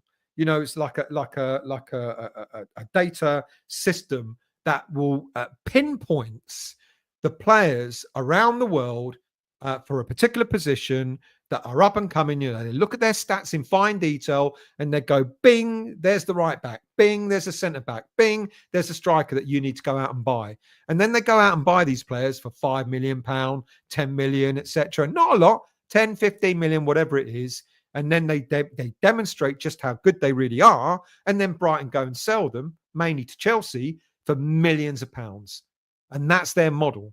And apparently, this data-driven analyst, Maximilian Hahn, is meant to be a bit of a geek like that, who can find us all these players. If someone finds his laptop, can you please return it to him? Avram, Stella, I think Sullivan is using all this bad business as an excuse to eject Tim, who's Kretinsky's boy. I'll come to that in a minute, and regain control for himself. Another bit that I don't look, this whole thing about Tim Steiden being Kretinsky, reports to Kretinsky, and everyone else reporting to Sullivan is a load of hogwash. Absolute load of hogwash. I think everyone's misunderstood the interview that Sullivan Jr. did recently, where he talked about Kretinsky being involved in the interview process for Steiden. Kretinsky, by the way, was also involved in the interview process for Lopetegui. So do we blame him as much for that as well? It's all on Sullivan at the moment. So Kretinsky was involved in it. Doesn't mean that it's Kretinsky that brought Steiden to West Ham. Look at the club, the Sparta Prague, that he owns, Sparta Prague, and he hasn't done the best for them. They don't have technical directors who are bringing in the young starlets of the world, etc., to elevate Sparta Prague up in the world of football. So why would Kretinsky do it at West Ham? It doesn't make sense, and it's not accurate. No disrespect, Avram Grant Slipper, but that's not accurate. And then the other bit about this that also doesn't make sense is, why would we bring a technical director in, piss off a manager that's been successful for us, and then keep the technical director and now get rid of the technical director? Why would we do that? Why would we do that? It makes no sense. I think what West Ham wanted to do is what a lot of other clubs have been doing. You look at Aston Villa with Monchi. Monchi, by the way, the technical director or sporting director of Aston Villa, was the same sporting or technical director with Lopetegui at Seville, and they were successful there. Monchi's gone to Aston Villa, and they're being successful there as well. So I think finally, Sullivan and the board finally wanted to bring West Ham United into the modern world and have a technical director just like everybody else. We just don't have a very good technical director. It seems to be the outcome of that. Avram, are you a half and half scarfer? Absolutely not. Let's scroll down. Who else do we have? Colin Navadius. It's not fake news that has been on the web and in the press. There's no smoke without fire. Not saying I believe it. What did Navadius say? I'm going to have to scroll up to look at what Navadius says. I can't see it, so sorry. I don't know what you're referring to. Andrew, not absolving Steiding of any blame, but going back to Sullivan's agent in his Will Salthouse and Siltman is backwards and regressive move. I don't disagree with that. I don't disagree with that. I think it's not good to rely on just certain agents who are going to throw anything at you. They're going to. But apparently, Sorthouse recommended Somerville to Sullivan. And Somerville ain't bad, but I would agree with you, Andrew. That's not the right approach to go moving forward. Jack, some of Steinen's signing have been suspiciously poor. I don't trust anyone when millions are involved. I agree. Richard, if Potter wants to manage badly, West Ham's the place for him. Don't agree. I think we'll regret it. We will not see an improvement in football. We might see a stabilising, not necessarily an improvement. Neil, I think Tim Steinen works in certain parameters, and that too many people had a say with transfers. Did too many people have a say with transfers? I'll go back again to what I said earlier on. An unknown 18-year-old, got him in. A 32-year-old with an injury list as long as your arm, an injury record as long as your arm, got him in.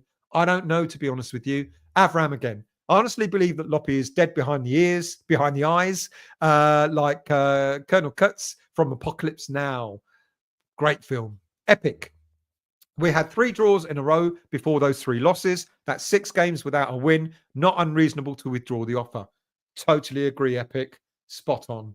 Obsidian. Stell's going to end up with no subscribers. Back in the board voting, Labour will be saying Moyes in next. Moyes in. Did I tell you at the Everton game? I may have done in last week's show. I did actually start singing David Moyes' Claret and Blue Army. I was so bored. Surprisingly, no one joined in. I was joking though. Good evening, Brownie. I hope you're well, mate. I was in recruitment for 20 years and I can see a blagger from a mile off. For me, red flags about the Steiden signing were waving with me a few weeks ago. There you go. There's a few people that are beginning to question Steiden now. Not saying it's all on him. Don't misunderstand me here. I think Lopetegui's got to be blamed for some of this. I think Steinen's got to be blamed for some of this. And I think Sullivan has got to be blamed for some of this as well. It's not all on one man. Debbie, Mark, good evening, mate. I think losses to Newcastle and Arsenal after international break will spell the end of Loppy. Yes and no. If we get absolutely tonked, then yes.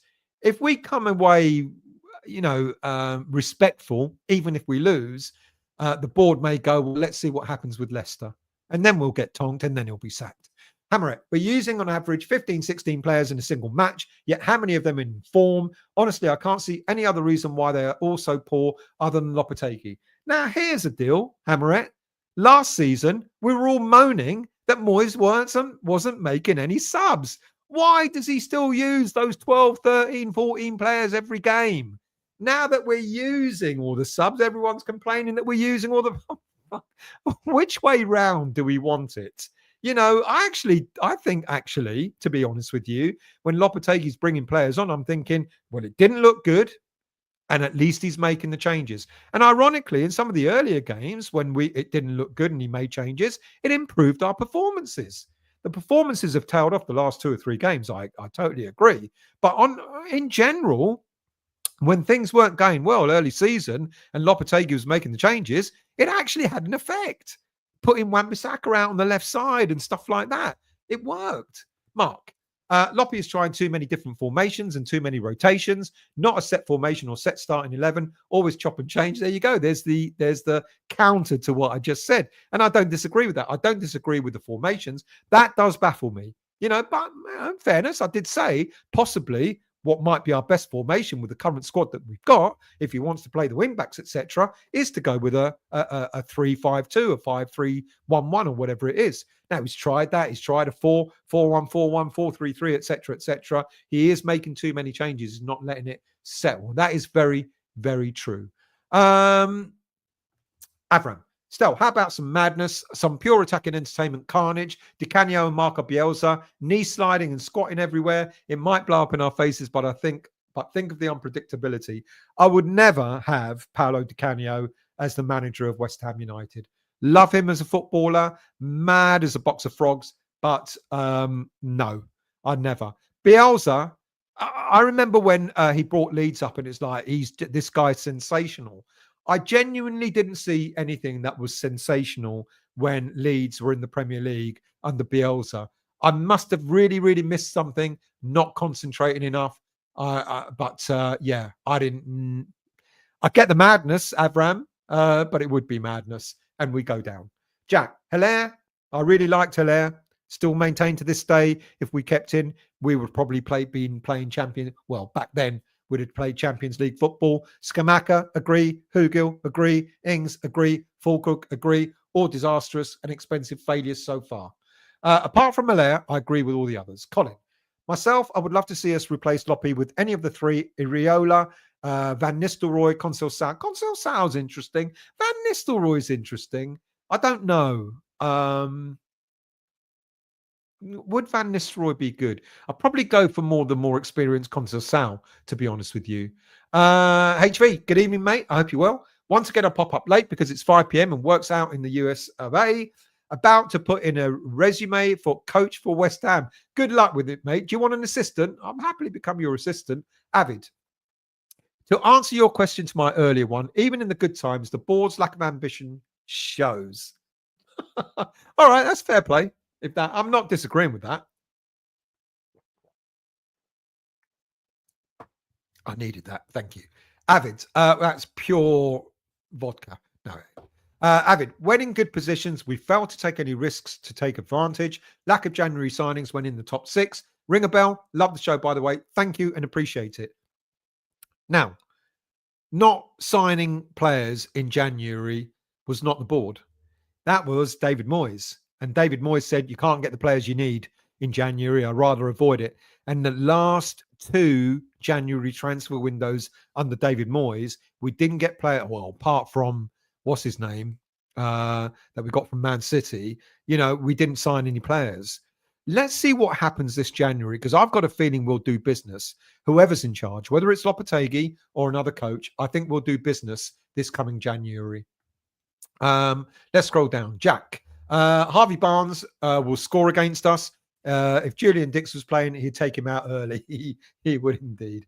Hammer it. Bentacar only got a 7-match ban for racism today. I think that's shit when you consider it's a lifetime ban potentially for betting. I know the irony of it. Yeah, should have got more. Steve, not because he's Spurs, because of what he did.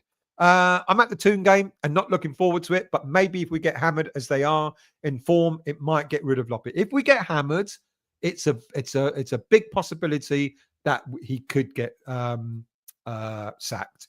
Pierino, I think the racist thing was the lower penalty as he was found to have done it in his own time, meaning the police can take action. Wow. Robert, would anyone take the Cowley brothers? They are West Ham fans. I don't know is the honest answer. Just because they're West Ham fans doesn't mean they'll succeed. I don't know. Probably not. I think we need, at this moment in time, I do think, ironically, we need someone to hit the ground running. And maybe someone like a Conceição might be the trick, really. I don't know. Difficult one. Clive, at least we've got 30-ish games left. That's 54 points by Stell's reckoning. There you go. What's the problem? Champions League, here we come. Marco Silva would be good. I agree with that. Mark, can't believe Lyon getting provisional relegation to League 2. Don't know if it's been mentioned, but they transfer listed Benrahma to try and make money to pay off debts. They still owe us £9 million for that particular deal. If they manage to get £9 million for him, I wonder if they'll give us that money. HV, Avram, that is a deep dive. They can get some corners of the mind. May shudder to think what lingers. You're having your own conversation there. Jack, we've got too many slow players in midfield, so adding Fornals won't help the cause. I get that. I hear that. Andrew, would cost big bucks to get Silva out of Fulham. Ain't going to happen on Sullivan. Probably not. Nevadis, Lopetegui will turn this around. Give him a January window and he will show what he's all about.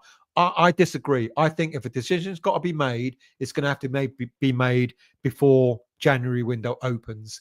I would worry if we're still playing the same kind of football as we're playing now, and if we're, like I said earlier, if we're getting the odd win, an undeserved win, or an undeserved draw here or there, then I would be very worried.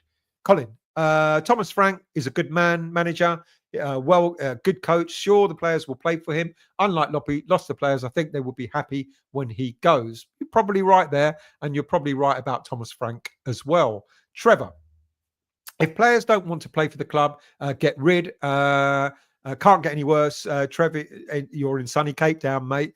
I hope you're doing well there. Yeah, we talked about this earlier on about players, and I don't buy that all these players are unhappy. Yeah, there may be a bit of unrest. The likes of Sufal not getting game time. Of course, he's going to be upset. But I don't know. The rest of them, I don't know. James Mourinho would have had to come in and given all the money spent to have a chance to win something. Yeah, and West Ham will spend money. That's the thing. West Ham will spend money. Daniela, not many teams are going to pay 85 million for Kudus. That means he'll stay. Sniffer, good evening, mate. I hope you're well. Both clear penalties. Can't boot someone in the penalty yet. Well, it weren't. One of them wasn't a clear penalty. Be an easy 3 points. We have far better players with so much more ability. For that, Sniffer, I hope we smash you on Monday night. But thank you for joining in the show. Robert, no one expected us to be in this position before the season started. We were saying it was a great transfer window. The club, the players, or the fans needed to know we would be who would have known we'd be in the mess we're in. Absolutely. We were all patting ourselves on the back saying what a great transfer window it was. Andrew, Alvarez has been a liability, seems to have been on a permanent salt because he didn't get his move to Man United. I wouldn't be disappointed if we sold him. Yeah, interesting that. Avram, Guillem Balage, Loppy's secret pervert, is already preparing to justify Loppy's failure. Anyone else think his relationship is very strange? Well, it's good point, that, because we've got a lot of these social media people, journalists, whatever they are, speaking on behalf of people in the club. So we know we've got mouthpieces for Sullivan. We know we've got Romano, who speaks on behalf of Steiden, and we've got Balage, who speaks on behalf of Lopetegui. That's not good, because they're putting out mixed messages there, usually contradicting each other, and it doesn't bode well at all. Charles, are you still going to have a live show next week with the game on Monday? No, mate. I'll be at the game. I'll be at Newcastle watching the game, watching us beat Sniffers Newcastle United at their ground. James, Antonio will not play tonight according to Steve McLaren passport. Yep, talked about that earlier on. I thought so. I did say, and I know people saying, the game's on tonight, but he hasn't got his passport. He lost it. He lost his passport. But anyway, just a bit of fun, Budgie. Will be a difficult game. West Ham are good players. We know you're joking. Sniffer comes on every now and again, and we appreciate it. We have Rico, Everton fan. We have Sniffer comes on every now and again, and I like that. I like that fans from other clubs come on. You're more than welcome. It won't look. We're not in a good place, Sniffer. We know that, but I'd like to think that we could give it a shot, give you a hard game, but you've got what we lack. You've got players up front that can score, and we had players up front that can score, but they're not scoring at the moment. And that's our big letdown at the moment. Colin, the reason we signed Rodriguez and Soler, I heard, was because Loppy wanted them. Well, there you go. If Lopetegui wanted them, is that more interesting? If Lopetegui wanted them, then Stein went and pleased the manager. Maybe when we think about interfering with signings, I think a lot of people think it's all interfering from the board. Maybe Lopetegui interfered more, but then you think about it. Lopetegui and Steiden are going to be talking about transfers. They're going to be talking about what the club needs, what the squad needs, and they would agree on targets. That's how the technical director and the head coach system should work. Who else have we got here? Let's scroll down to try and catch up. Blimey, people. David, do not trust Sullivan when it comes to passing the baton to the new owner. Look what happened to Birmingham still. Remind everyone. Well, yes, they got annihilated. But this is what worries me about who might buy. Sullivan ain't going to give a damn who buys West Ham. If someone comes in and goes, there you go, Sully, there's the money you asked for. Why would Sullivan give a damn who that person's going to be? My fear is that we'll get bought out by an American consortium who will F us over. And you've only got to look at Man United, how they've been managed or mismanaged, and the amount of money that's been siphoned out by the American owners at Man U. That would be the worst thing that could happen to us at West Ham. Howard, no, Navadius. Colin, nothing to do about Tadibo being unhappy. There's only that he was forced to join us. Nothing else about he regrets the move. He wasn't forced. No one forced him to join it. He could have stayed where he was. No one forced him to join us. He was talked into joining us. Howard, Sniff, you guys are a strong team. You deserve your time in the sun after the big sports direct idiot. I'm sure you'll have a good season. I'm sure they will. I kind of respect Newcastle. They seem to have done good business. I mean, they've got a good manager. They got good players. That's where we ought to be, isn't it? That's where we should be. Forgive me. I'm scrolling through, trying to get through your comments. Colin, still, we had a chance of getting Unai Emery, but Sullivan could not even persuade him to sign. That was years ago. That was before he went to Christ. That was before Pellegrini. Yeah. Andrew, I like Carrick, but would be too risky if we got him to get our next appointment right. Yeah, would be too risky. I agree with that. Paul, we're not starting with the right team in the right positions. Well, I would say I thought that, but then I would say more to the point that we're not playing the right tactics. Playing quite high up and our fullbacks marauding forward leaves us completely open. Thank you, Hammerette. Much appreciated. If you've only just come across this channel, please become a subscriber. Whether you're new, old, existing, whatever, please hit the like button. Lynn, with Sullivan in charge, we will never get the right manager, just my opinion. And I did talk about that. I did a show yesterday and I talked about he signs pragmatic managers and I don't think he'll ever change now. And the only one time he did change was when he signed Pellegrini, and that went, well, completely wrong, didn't it? Andrew, I think the best manager we could get right now that ticks all the boxes is Thomas Frank. I think he is ready. Don't disagree. If we can persuade him to leave Brentford, I don't disagree. GJ, Leon don't owe us anything. We still owe them for Paqueta. Oh, there you go. I forgot about that. Thank you for reminding me. So, they're not getting that money then, are they? David, I still don't get the idea that somehow it's okay to spend millions on players, but not prepared to pay a penny to get managers out of a contract. Baffling. Look, he's never done it. He's never paid to Sullivan to get a manager out of a contract. He's never done it. But were there other managers that maybe he could have got? Yes, he could have got other managers, and he wouldn't have necessarily had to pay a lot of money. Usual. If we need someone to hit the ground running, then surely Usain Bolt will be the answer. Let's scroll down a bit more. Mark. But it would make sense if the board didn't want to displease Lopetegui, so gave into Lopetegui's suggestions, such as Kilman, Soler. After all, Lopetegui did leave Wolves because he wasn't backed by the board. Yeah, and like I said, absolutely. You've got to have those conversations with the head coach and the technical director to see what it is they want. And if that's who he wanted, then in a way, Stein did right by him by getting those players in. Good night to you, Clive. I hope you're well. See you soon, mate. Howard, quality togs. He'll be speaking patois next. Who will? Andrew, great show. Where was that? Great show. Good night. Good night to you, mate, as well. And I think that's where Icelandic's back in. Thanks for some lovely comments, people. God bless you all, mate.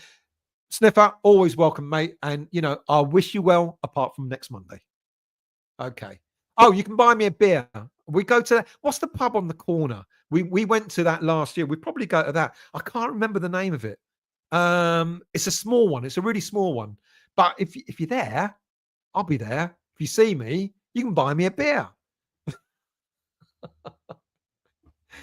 Right, that's it. I'm done. 2 hours tonight, 3 hours on Friday, and there isn't even a show. There isn't even a game to have talked about.